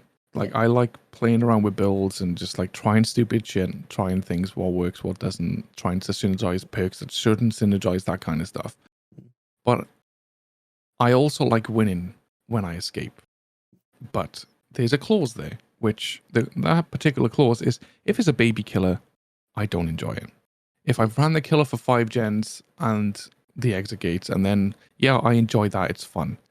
But what I enjoy the most is when I've had a killer that's absolutely fucking amazing. They've outplayed me, I've outplayed them. It's been a back and forth cat and mouse, what the game is supposed to be. It's been a tough game, touch and go, and I barely escape, or they just catch me right at the end and I don't escape. But if I do escape in those scenarios when the killer is a genuinely good killer, they've played fair, they've not tunneled, slugged, or that kind of stuff. They've done what they needed to do in a fair manner, or like they've tunneled and slugged because they needed to get that pressure back, that kind of thing. Those kind of games I love, because that's when you know that you're at a fair matchup where the killer is on the same skill level as you or better, or ever so slightly worse, that kind of thing, and you've had a challenge. I like being challenged. That's what I love in the game, and this is why I love this update. Because it's more of a challenge. Killers don't open lockers that I've used deception on and stuff. I've done honestly, one. I think it's probably one of my. No, it's my second favorite deception I've ever done was actually on RPD. And so do you know the corridor? You know the broken hole in the wall, and then it goes straight down into that corridor. So I was running down that corridor, I deceptioned the locker, and then stood next to it while he opened it. Nice. And I thoroughly enjoyed that. My favorite one came from Old Hawkins, though. I deceptioned the locker upstairs where there was the 3 lockers next to each other. Yeah. And a Freddy come in and checked all 3 lockers while I crouched in the corner of the room next to the chest. Oh no. But yeah, his face as he turned to look at me after games opening like that, the 3rd locker. I see that as a win. Like that's screw the 4K, screw the escaping. Yeah. Having fun like that is what the game was meant to be for. I just feel it's in a state at the moment where you need to play it seriously to quote unquote win. It's like they balance it very well, but I think, like JRM, like he spends an entire stream trying to hold killers and stuff. That's what I feel it's going towards with meme builds. It's not so much like the head-on stuns and the flashbangs and that kind of thing. That can be done pretty much any time, as long as you get the timing right. That's fine. But like the actual meme builds, like the funny ones, like the deceptions, like holding people, like throwing the rocks at killers and stuff, and making that kind of thing. That doesn't really, you can't really do that anymore as often. Well, as often, at least, nowhere near as often. And it's nothing to do with the skill and stuff like that. It's because, like I said, going back, it's killers have conditioned to play a certain way, and they're still playing that way now. And they've got more powerful perks to use to do it as well. And it's just like they're too busy focusing on either tunneling someone out or kicking the gens to slow it down a bit more, and then whatever. They don't actually sort of like, it's not so much falling for the tricks anymore. It's just everyone seems to be a tryhard, as if like they need to finish the game as fast as possible to get the 4Ks, like sweat, that kind of thing. They don't commit to chases. Like we noticed if they don't get the chase, they won't commit. They'll just, I don't know. It's just weird. I can't really explain it properly without showing you footage and stuff, but it's just, I don't know. You just can't have fun as much as you can in the game anymore. It's like Aaron. Aaron's like fed up a survivor. That's why he's going mainly to killer now. Yeah. Ash is playing a totally different game entirely. Badly just didn't enjoy it, and she stopped playing it a long time ago. The only time she played is when I asked her to play, and now she hates it even more because of the way that she got tunneled every single game for over 2.5 hours. Yeah. I don't know what it is. It's just, unless something happens survivor side, maybe with the Wester update, new perks come in and it helps survivors out, and it was planned, and it sort of gives survivors that extra little boost that they kind of need. But I just think it's something that's going to take time to work out. 100%. So I'm interested and excited for it. It's sad to see so many people getting, I say getting off, sort of swearing off the game, playing it wise. Yeah. At the same time, sometimes you do need to walk away from the game for a while and come back to it. Yeah, definitely. I think that's what I might be doing. So that takes me on to talking to you about the Life in the Fog event. As much as I would love to do it, and I was so close to recording a video for it last night.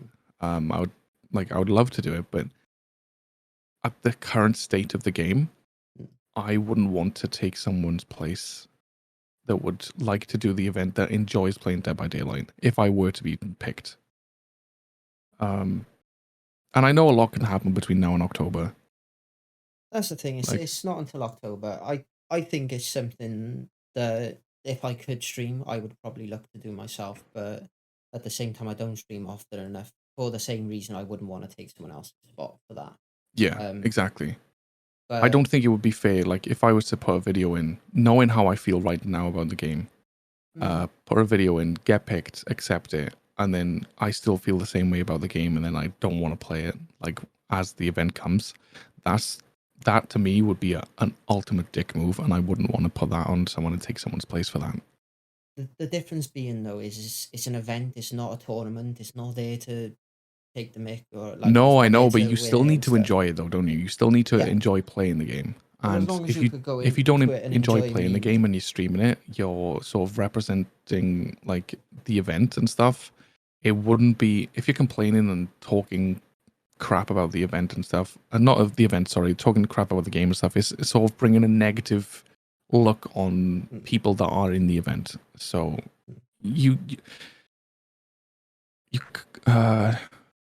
way to explain it is like, you know, if you got your work uniform on, you work in Asda or something, yeah? You're working Asda, you're not at work, you're on your own private time, so I'm doing my private stream or whatever, and then I'm talking shit constantly in my Asda uniform. Yeah. Oh, I'm like speaking ill of like the game and stuff, and I'm being really sort of critical of it and just being very, very negative. Yeah. Being associated with Asda in that uniform it's not going to bring a good look for that, is it? Yeah. It's not going to shine a good light on Asda if they've employed someone and they're talking like that. So if I'm talking mad shit about Dead by Daylight during the Light in the Fog event, it's not going to bring good light to that. That's what I'm trying to get at. I wouldn't want to do that. But on to more exciting things. I want to know your opinion on 6 things. What do you think the perks will be for survivors? Just based on the icons. Based on the icons. Hold on, let me pull the icons up then. So I'd like to think there's going to be a vaulting speed perk in there. I think just from the one of way the they two. spoke about it. So looking at them, so I'm just going to read them out just so everyone listening can hear what they are. So there's reassurance, which is that Claire? I think Claire smiling with her thumb up. No, I think it's Ada. Ada. Okay, Ada's so it's supposed to be one of the new survivors. Right. Okay, so it's Ada with a thumb up. Better than new. It's Ada again, but it looks like it's someone else's arm wrapped in a bandage with her hand on it. Definitely David's arm. Look how hench she is. Then there's hyperfocus, which looks like a speed. So you know in an anime where they're running and they have the lines like going behind them and around them to indicate speed. Yeah. So personally, hyperfocus may be a vault speed inbuilt. Vault speed perk. That could be one of them. Like while in a chase, you get extra haste or you get extra this or that or the other when vaulting things. It could be that. So then the other 3 perks are reactive healing, which is kind of like looking like a self-care and it's got 3 extra crosses, which that could be you faster speed while healing yourself or something like that. I'm not sure. But the way this, again, the anime speed lines, that's there. So that's obviously a speed healing build for something or another. I'm not sure. There's low profile, which is like bare feet and stilettos. They love women's feet with nothing on them, don't they? They've got a foot fetish. Who 100%. in the artwork department? And then there's wiretap. So wiretap is like headphones on, and the person looks like they're concentrating, and they've got some sound waves behind them.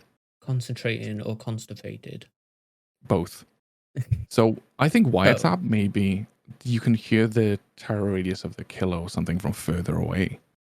By the looks of it, it's kind of like the opposite of Iron Will, but for killers, survivors. Sorry, it'd be like a Strider for survivors. Yeah, I think that's what that would be. So like you tap into like your inner sort of thing, and you can hear the you hear the killer from further away. So what do you think these 6 perks are? Reassurance looks like something similar to Leader, where you're going to boost other survivors when they're in a certain range of you doing certain actions. Yeah, I kind of feel that. Better than new.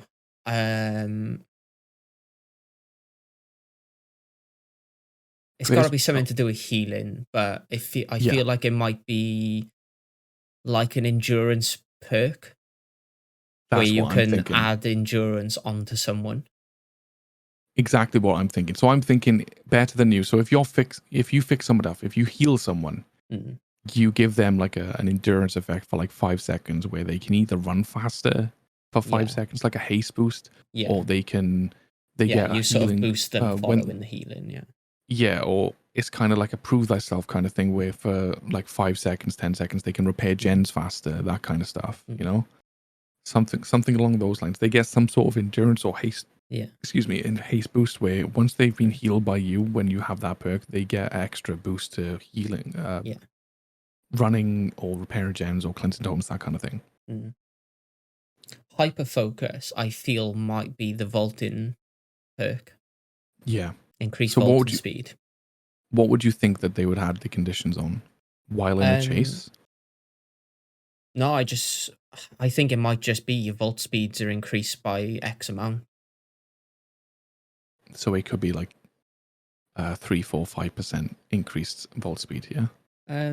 Well, Spine Chill was 6%. So I think maybe 6, 7, 9. I think if you're going to have a perk that's built around vaulting speed, it's got to be, if that's all that it does.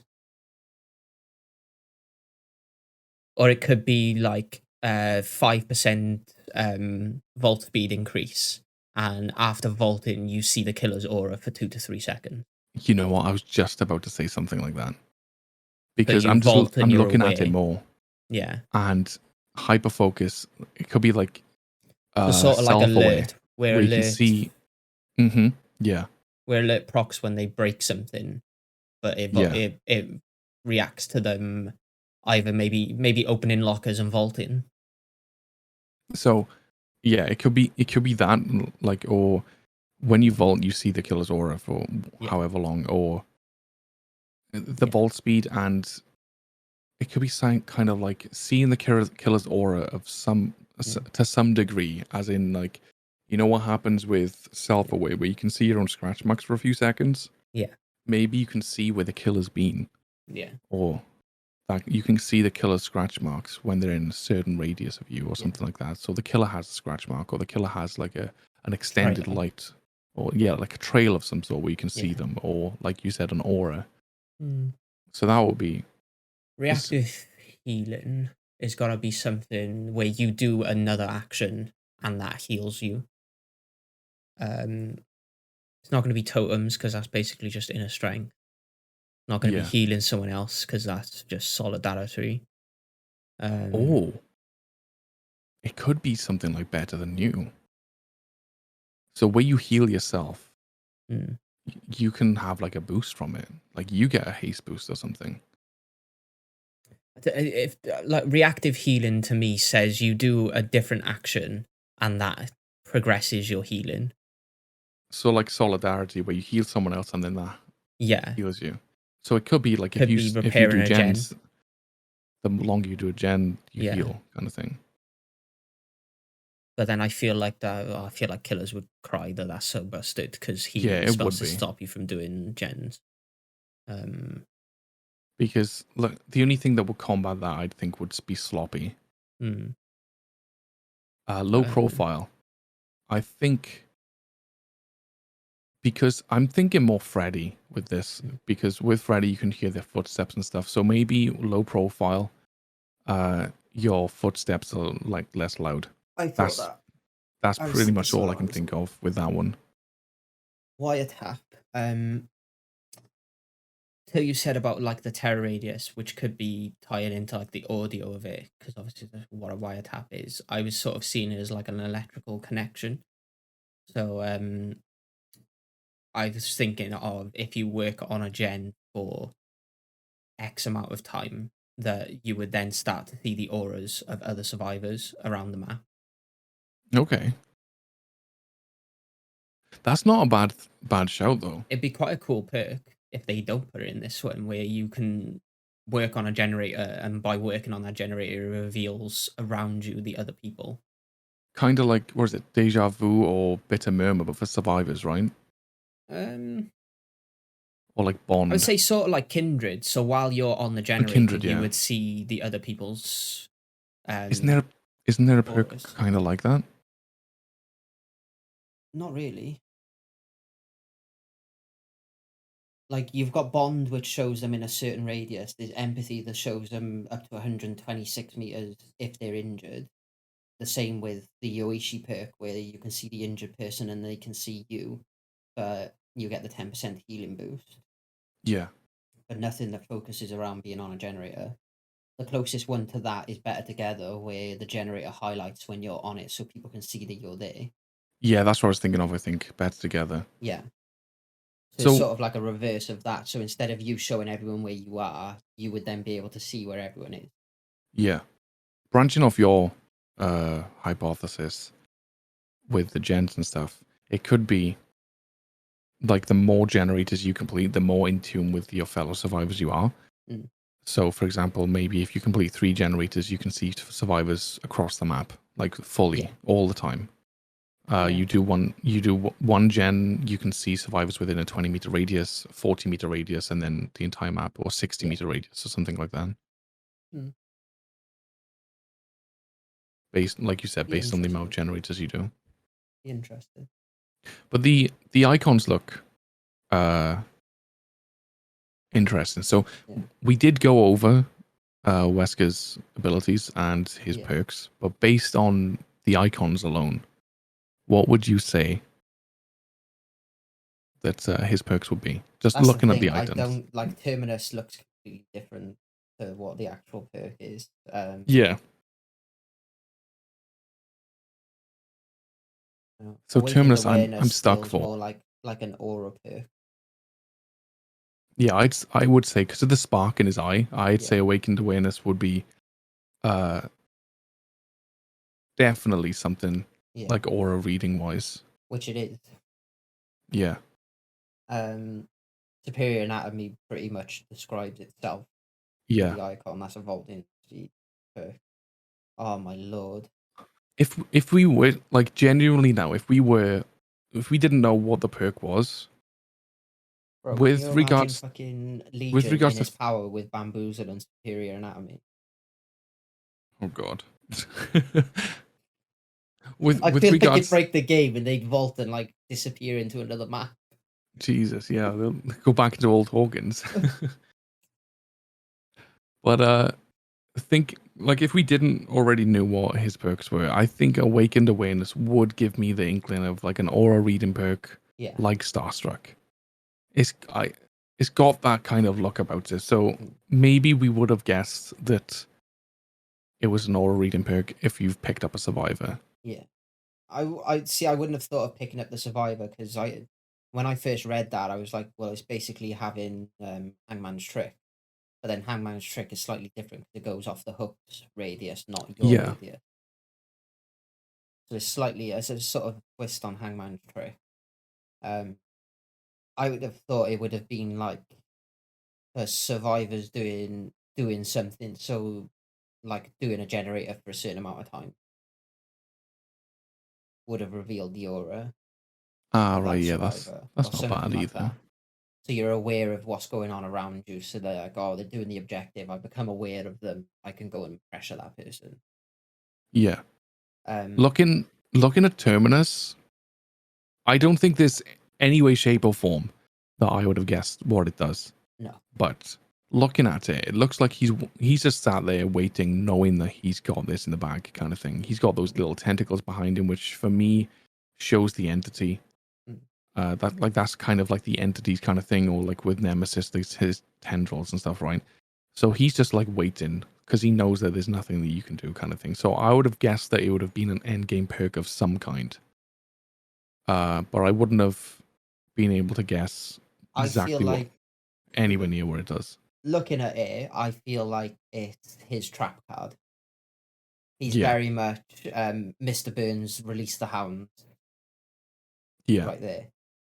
So I would He's have probably guessed along it being punishing survivors for doing something that they're supposed to do, whether that be it's like, yeah, you won't injuring open them that for game. breaking Oh, do totems it. or blessing Do that totems or last gen. something. Yeah. Like, I can't wait to play with that particular perk. Similar to like Rancor or something like that, Yeah. where they would become Oh my exposed god. on the last gen. Dude, that endgame build that we talked about with No Way Out, Remember Me, Blood Warden, and Terminus, with Nurse, with a Mori. That would be sick. Oh yeah. Mainly because with Blood Warden, you can see their auras too. Mm. And because you know they're broken, they've got no chance to heal, no chance to escape. It'd be awesome. Or Freddy. Like with Freddy as well, because like you got the black box, I think it is. Yeah. If people are in the dream world, it's gonna be lights out for them, because if you're in the dream world when the exit gates are opened, it's essentially Blood Warden. And then when you down them and hook it, you've got Blood Warden. It'd be sick. I'm very excited for the survivor perks to get announced though. Yeah, same. I have to revisit them and see how close we were. It would be nice. It would be very nice. Like if I had 1 out of the 6, I'd be happy. Yeah. It's a very interesting time for Dead by Daylight, and I think more good things are to come. And I think, well, I called it long ago when they reworked Freddy to remove his gen slowdown add-on. Sorry, that was because they were going to look into extending gen times. Yeah. Because he was the only one that had add-ons that could regress generators or slow down generators. Sorry. I do feel though that Freddy's add-ons are subpar. Like his add-ons are awful. Like you They can took hear them Survivor's away and footsteps. they His gutted iridescent him. add-ons do nothing anymore. Mm. It doesn't matter whether you're in the dream world or not. The only reason why it matters if you're in the dream world is if you're running pallets. I saw Otstava done quite an interesting build. So he done it all based around missing skill check. So missile and merciless storm skill check counts as missing a skill check. So he run it with lullaby, so you get the extra 6% for missing a skill check. The Yeah. blue dress, which gives you, I think, 4% regression for missing a skill check when in the dream world, and reveals your aura for 4 seconds. He had the red paintbrush, so they were in the dream world more often, etc., etc. And missing that skill check wouldn't wake them up. That's the red paintbrush. Yeah. And then there was stuff like overcharge and stuff like that to make them miss the skill checks more often, essentially. Yeah. So that was quite an interesting build to run on it. So it was sort of like a skill check Freddy. Skill check Freddy, yeah. I think with the new update, Freddy's more viable now. Remember the video that we tried doing and it was just it was difficult. Like I hadn't played Killer for a while, and when I played that, it was difficult, not gonna lie. But Freddy, I think this update makes him more viable. It makes a lot more killers more viable. I hope to see more trappers because I don't think I've seen Trapper for maybe once this year. Like once in 7 months. Maybe. Like it's been a hot minute since the last time I saw a Trapper. I just like to see more variety in killers, but then like the other night I faced 4 nurses in a row and 3 of them had starstruck agitation. Yeah. And it was just pain. Like one of them was dog shit, so we still escaped, but it was just not a fun game to play. Yeah, like when you're versing the same things over and over again as well, that's another thing that makes it. It's like I think the last one I ended up turning Dead by Daylight off afterwards because I just couldn't be bothered with another nurse. But I also was probably the most fun I had playing against a nurse because they opened the locker like 5 times the right deception. It's all good fun though.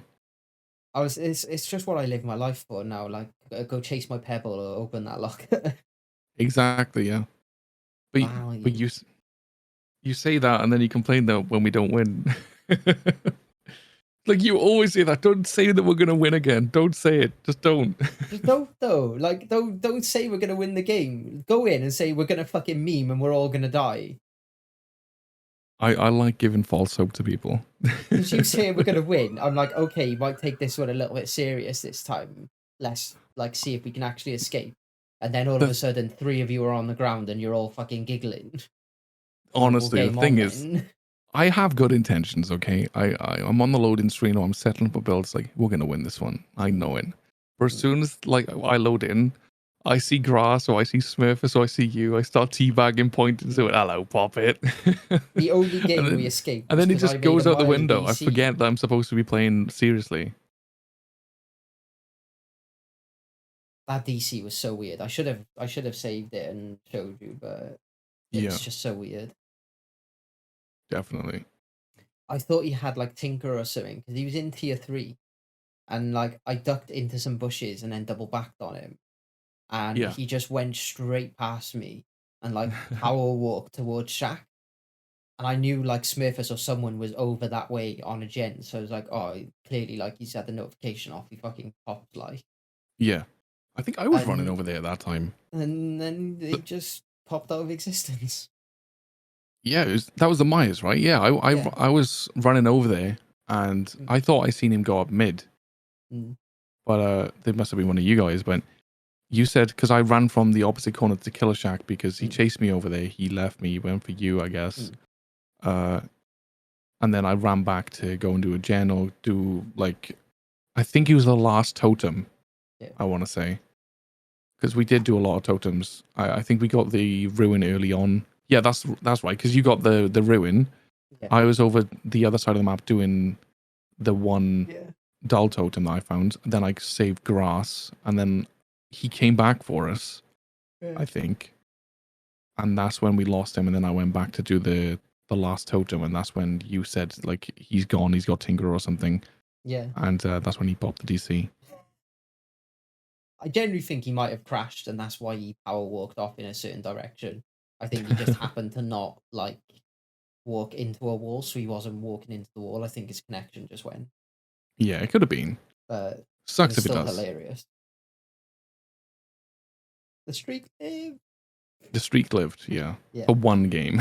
Yeah. But then we had that Legion that's after where it I'm with so the pallet breaking Oh no, that and just pissed me the off. pin, and yeah. The killer came in and said GG and whatnot afterwards. They were very cool about it. Yeah. Like, it was just at that point we had almost 3 hours worth of horrible games. The thing that frustrated me the most was the amount of time that I was on the hook and someone would get hit by the killer and run directly to my hook and then start looping it around me. And it was like, that's basic. Like, stay away from the hooked person unless you're going to unhook and trade. Exactly, but Because the now you're thing just is, going to with go the way down. Bloodlust is at the moment and the fact that, like, I was kind of doing it, but I got Lithe and stuff, so I needed a vault. And I think it was the spirit. I started being chased by the spirit. She hit me, so I could only go one way because I knew the pallets in one of these loops were gone. Yeah. So I ran towards Killer Shack, looped around Killer Shack, jumped out the window, and then I went close to your hook where you were hooked or something. I was when I was in the basement. That was fine. That didn't bother me in a slightest. Wait a minute. You was in the basement at that time? Yeah, I was hooked in the basement. That was on Dead Dog. Oh no, not that one. When we were in Mother's the Yamaoka estate, sorry. Against the spirit. Was it a spirit? I want to say it was. No. So you complained because I think you and Smurfers were healing, and you like started really complaining because there's only one way I could go. 30 seconds. That was 30 seconds after you had pointed out where I was hiding from him. I've then got No, that was a different one. That was a different map again. No, this was generally the same one because someone run him over towards me. Then he went on to you, and you were like, "Oh, I'll take him to Shack." So you took him to Shack. A Smurf has come in and hooked me, and then you come back to where I was hooked, and I was like, "You literally just said you were going to take him to Shack. What are you doing here? Fuck off." I took him away, but I had life. I didn't have a pallet. I needed to go somewhere, and I lost him.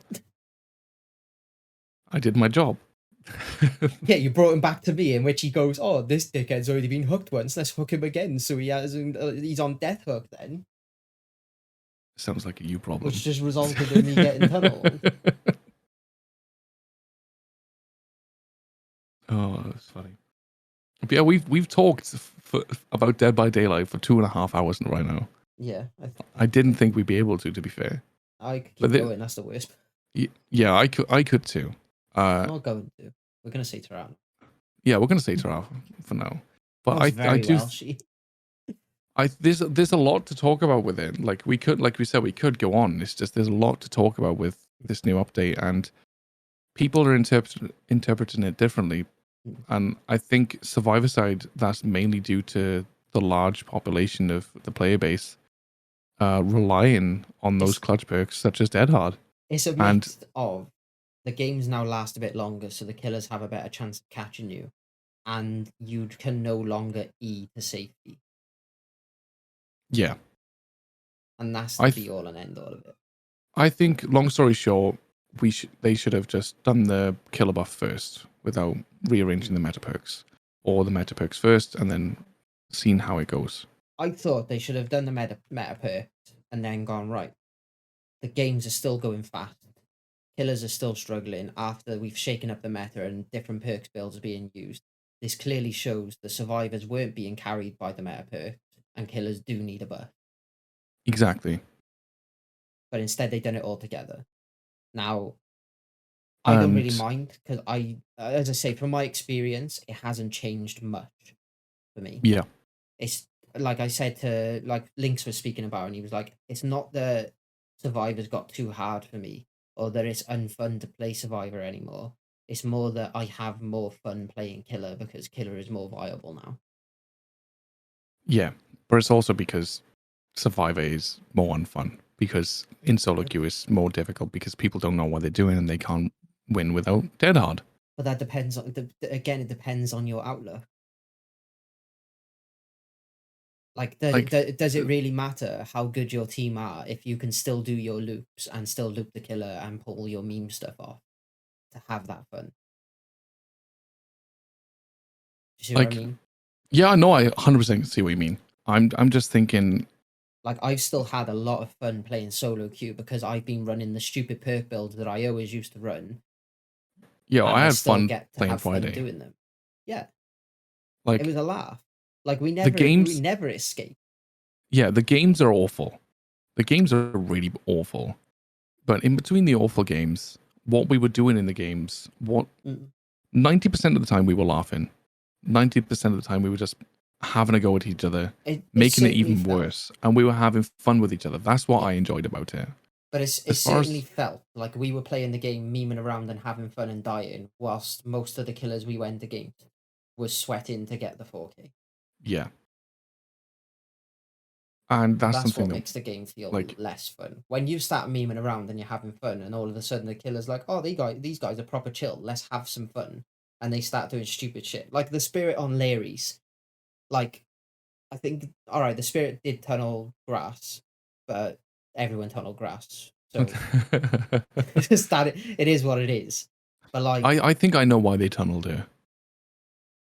They saw the name and they're like, "Yo, yeah, this motherfucker should never quite literally did my mum."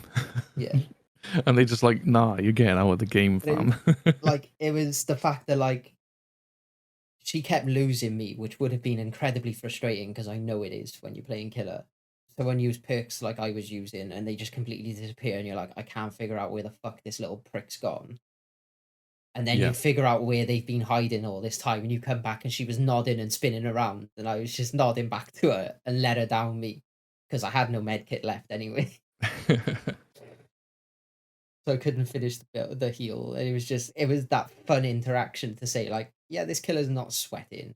They've appreciated the perk build that I'm running and found it funny. Yeah, they've still killed me and all the rest of it, but we had fun.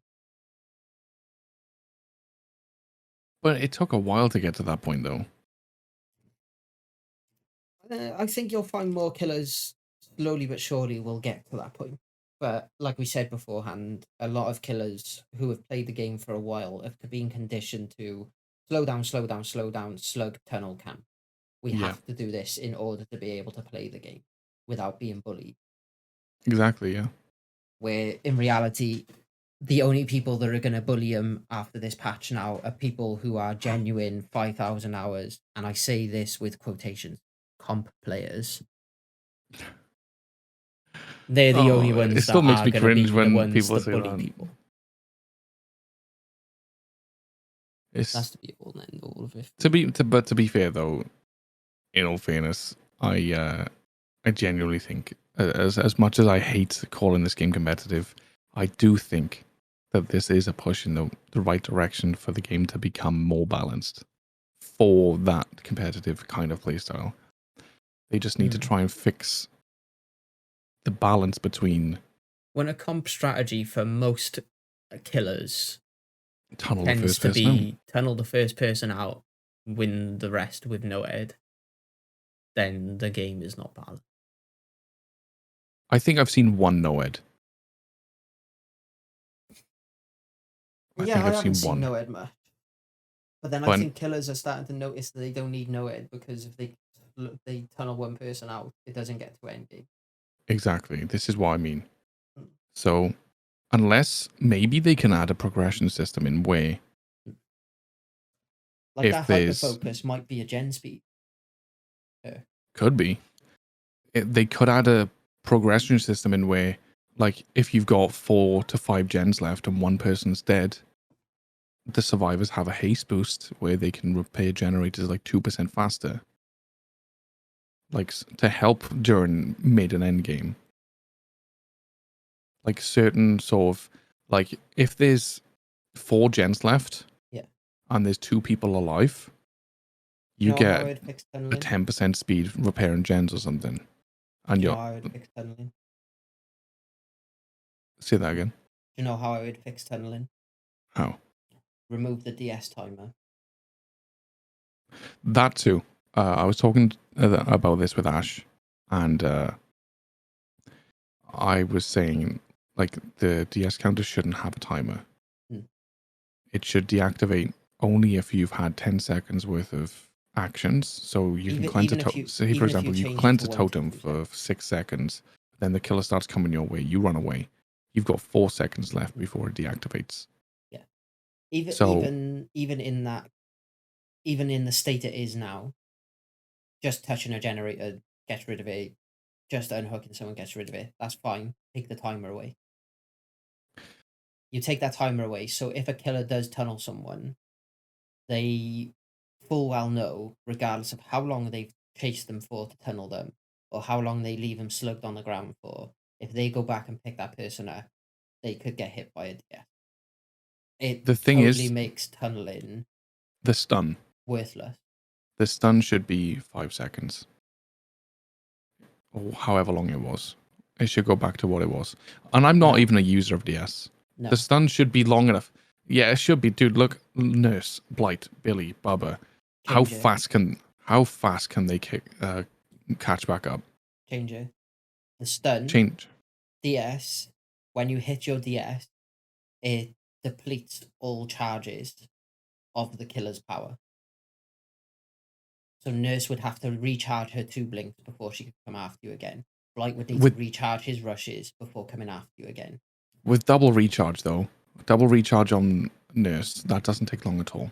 But double recharge on Nurse, even with a 5-second stun on DS, does fuck all. There's no difference. Nurse is The just only Nurse. way the only reason that will be viable, more so with Nurse, is you only start recovering from those, recovering your charges from those the DS. Yeah, you finish the stun, and once your stun is finished, your power would start to recharge. Okay, so with Bubba DS you get a haste 5% haste boost where you could run off, leave no scratch marks or blood. Maybe. Make it more powerful. Maybe, yeah. Make it a genuine anti-tunnel perk where you punish more for getting hit by it, rather than just eating it and going straight through it. Yeah, exactly. Eating it 3 seconds later, you're back up M1. But even what's that? If you've got Bloodlust tier 3, like you don't even have to move. You can just like swing at them, and how fast you can catch up. It's ridiculous. It would be the same. Like killers will say, "Oh, well, survivors are then like completely invulnerable for unlimited amount of time because their DS hasn't got a counter." But then the DS hasn't got a counter, but there's no gens being done. That whole time they're doing nothing. Exactly, they're not progressing the game.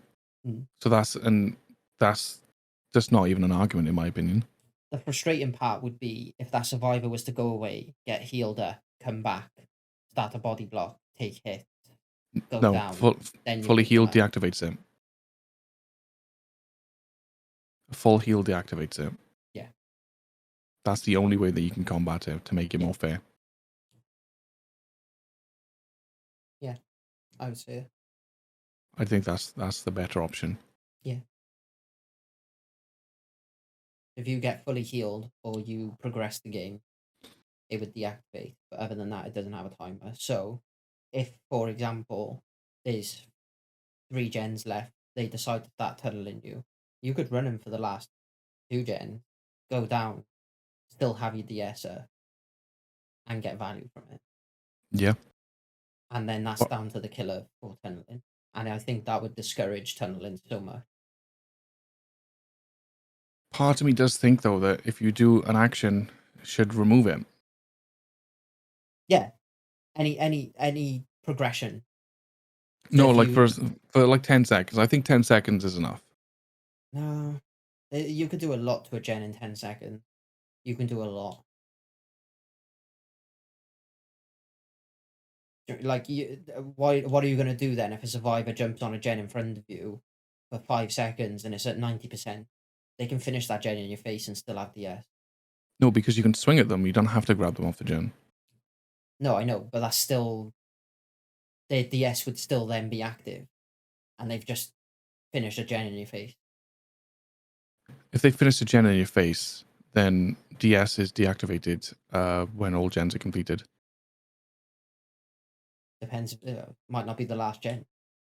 You've still got one gen left, but they've still just finished the gen in your face, and then they get a DS for free still. That's like that 10 seconds is too much. Okay, Just 5 seconds for action. generators, 10 seconds for everything else. Just performing a progression action. If you want to go and find someone and you heal them, you've made the choice to turn your DS off, knowing full well that you have that chance to be then tunneled. Yeah, I totally agree. I'm just giving a nice little debate with this. So, what about killers that can teleport across the map or can traverse the map very, very fast? For example, if the dredge knows that this particular generator is like 80% or Tinkerer's gone off, so he knows you've gone there with your DS still active, and you've just touched that gen, and just as you touch that gen, the dredge comes through on the locker, slaps you, your DS is gone. But then it's not a I would argue then that he's not tunneling, and that's not it's to stop that from being an anti-tunnel perk. You've made the conscious decision to go across the map and work on another generator while still being injured. So you've just gone into a chase with the dredge, or you've just got unhooked. You've took a BT hit. The person that was with you took a hit as well. So that's even more time that you've gone across the map. Yeah. Then they've stunned them as well, for example, or blinded them and whatnot. They've done all that stuff. Has no idea where that person went to. Knows that gen across the map was thingy, like almost close. Teleports to it. Your DS is now gone because you've just pressed M1. Just for not even a second. It's the risk and reward. There's got to be risk and reward. You can't just get things for free. If you make the choice to sit on a generator injured, you've got to be prepared to be downed and hooked.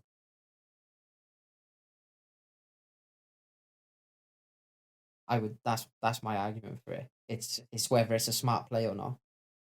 If you're playing against a dredge who you know could teleport your gen at any time, you're making that conscious decision to do so. Whereas if you're playing against a trapper who you know is across the other side of the map, you know you would probably be safe to work on that generator and try and push through to get it finished. Like an Oni then. Therein lies like an Oni. Playing. Like a blight. A Billy. Risk and reward. The entire game is risk and reward. Yeah. Yeah. That's what I'd like. That's what I would say with the S is if you choose to progress the game, you're choosing to say that I'm not being tunneled, so this perk is no longer an anti-tunnel perk.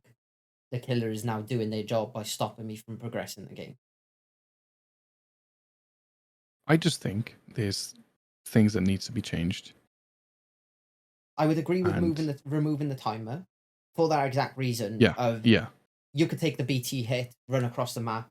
They could hit the other survivor. The other survivor stuns them. You happen to walk past a totem that he's got Undying on, so now he knows where you are, teleports across the map, and starts coming after you again. But you haven't done anything to progress the game, so he is still effectively tunneling you out of the game. Yeah. But your DS would still be up. But if you choose to make the conscious effort to progress the game, like you could make an argument for cleansing a dull totem shouldn't turn it off. But then if they run perks like Plaything, you're effectively taking a totem away from their Plaything, which could cost them, which is them progressing the game. What about self-healing? I can't remember if... Self-healing does. Mending doesn't. Self-healing does. Right, okay. So mending is fine, because you haven't really got an option. You have to mend at some point. Yeah. Whereas you don't have to heal. So...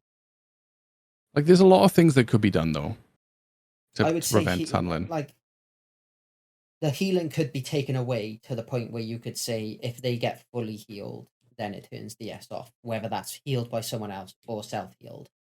Yeah. That would be a nice change. So that if you do go away, you start to heal yourself with a med kit and they come straight back after you, you still have the option of DS. But then the question is, you could 99 your heal and keep your DS.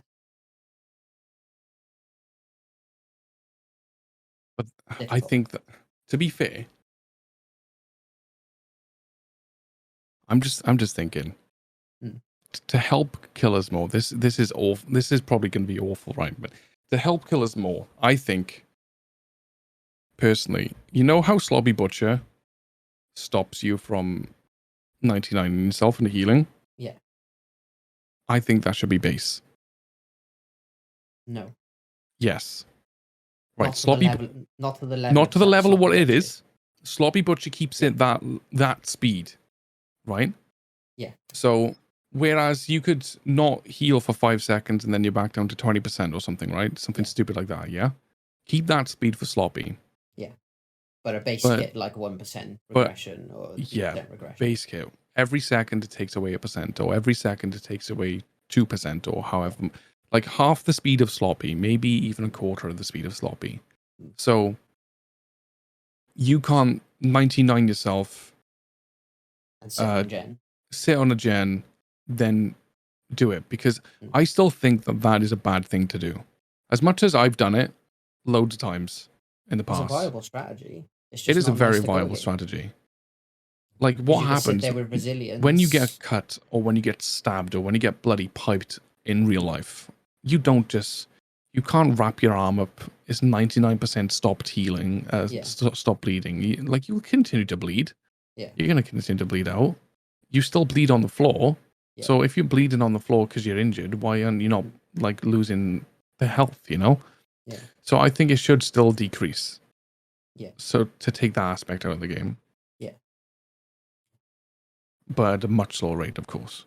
Yeah. Because you like, even right now, you can sit on a gen 99% healed with resilience and prove thyself and slap a gen like there's no tomorrow.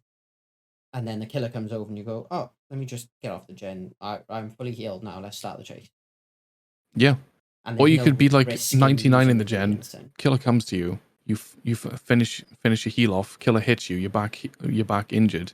They've got like a 3-second timer where you can't hit them, and you still slap the gen out because you got resilience again. Yeah. And then you've done the gen in their face. And you've wasted time. You've wasted 10 seconds of their time. Yeah. Plus you've got a gen done. Plus they've just downed you, and now they're going to get one hook while other survivors on the other side of the map are hopefully doing another gen, or the gate or something.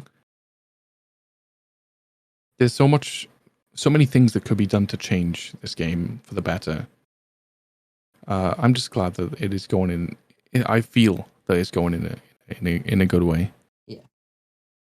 I feel like Killer feels fun to play at the moment because they've been given the tools to play the game in a fun way now. And it's more viable. And survivors are in the state where they now need to adapt to that. Yeah. That's the biggest thing. It's adaptation. But like, it does make me laugh when people say that all of the patches have always been survivor-sided. I challenge anyone to go back and watch old DBD and tell me the game wasn't more survivor-sided then than it is. But that's the progression of the game. You can go back to like Alpha. What happened when you grab people from windows? Like how long that animation was. Yeah. Like you grip them, then you pull them, and then you drag them off the window. Yeah. And then you put them on your shoulder. Like how did it take like 5 to 10 seconds to set a bloody trap? And one thing, oh jeez, yeah. Exactly, that's what I mean. Like you could actually break his trap so he could never use them again. Yeah, you'd fetch, you'd beat Trapper and stuff, and then like you'd spend half the match setting a trap, and then all of a sudden, like all the gens are done. So the fact that they've buffed all of that and they've changed it, it's not all of it's killer sided. Yeah, no, there's been a lot of changes to make Killer stronger over the years. The hard part is that people see it as the devs have always favored survivors, when I think in reality they've actually always favored the killers.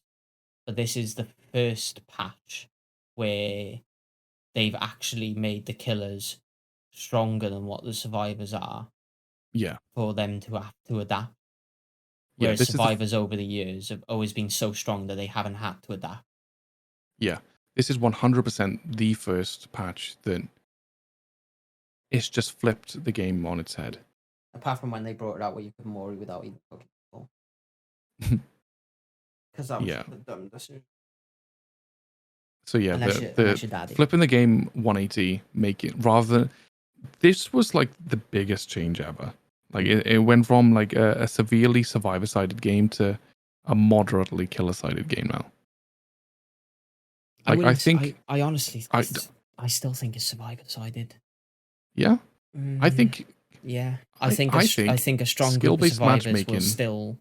Skill-based matchmaking is now going to start taking apart. Yeah.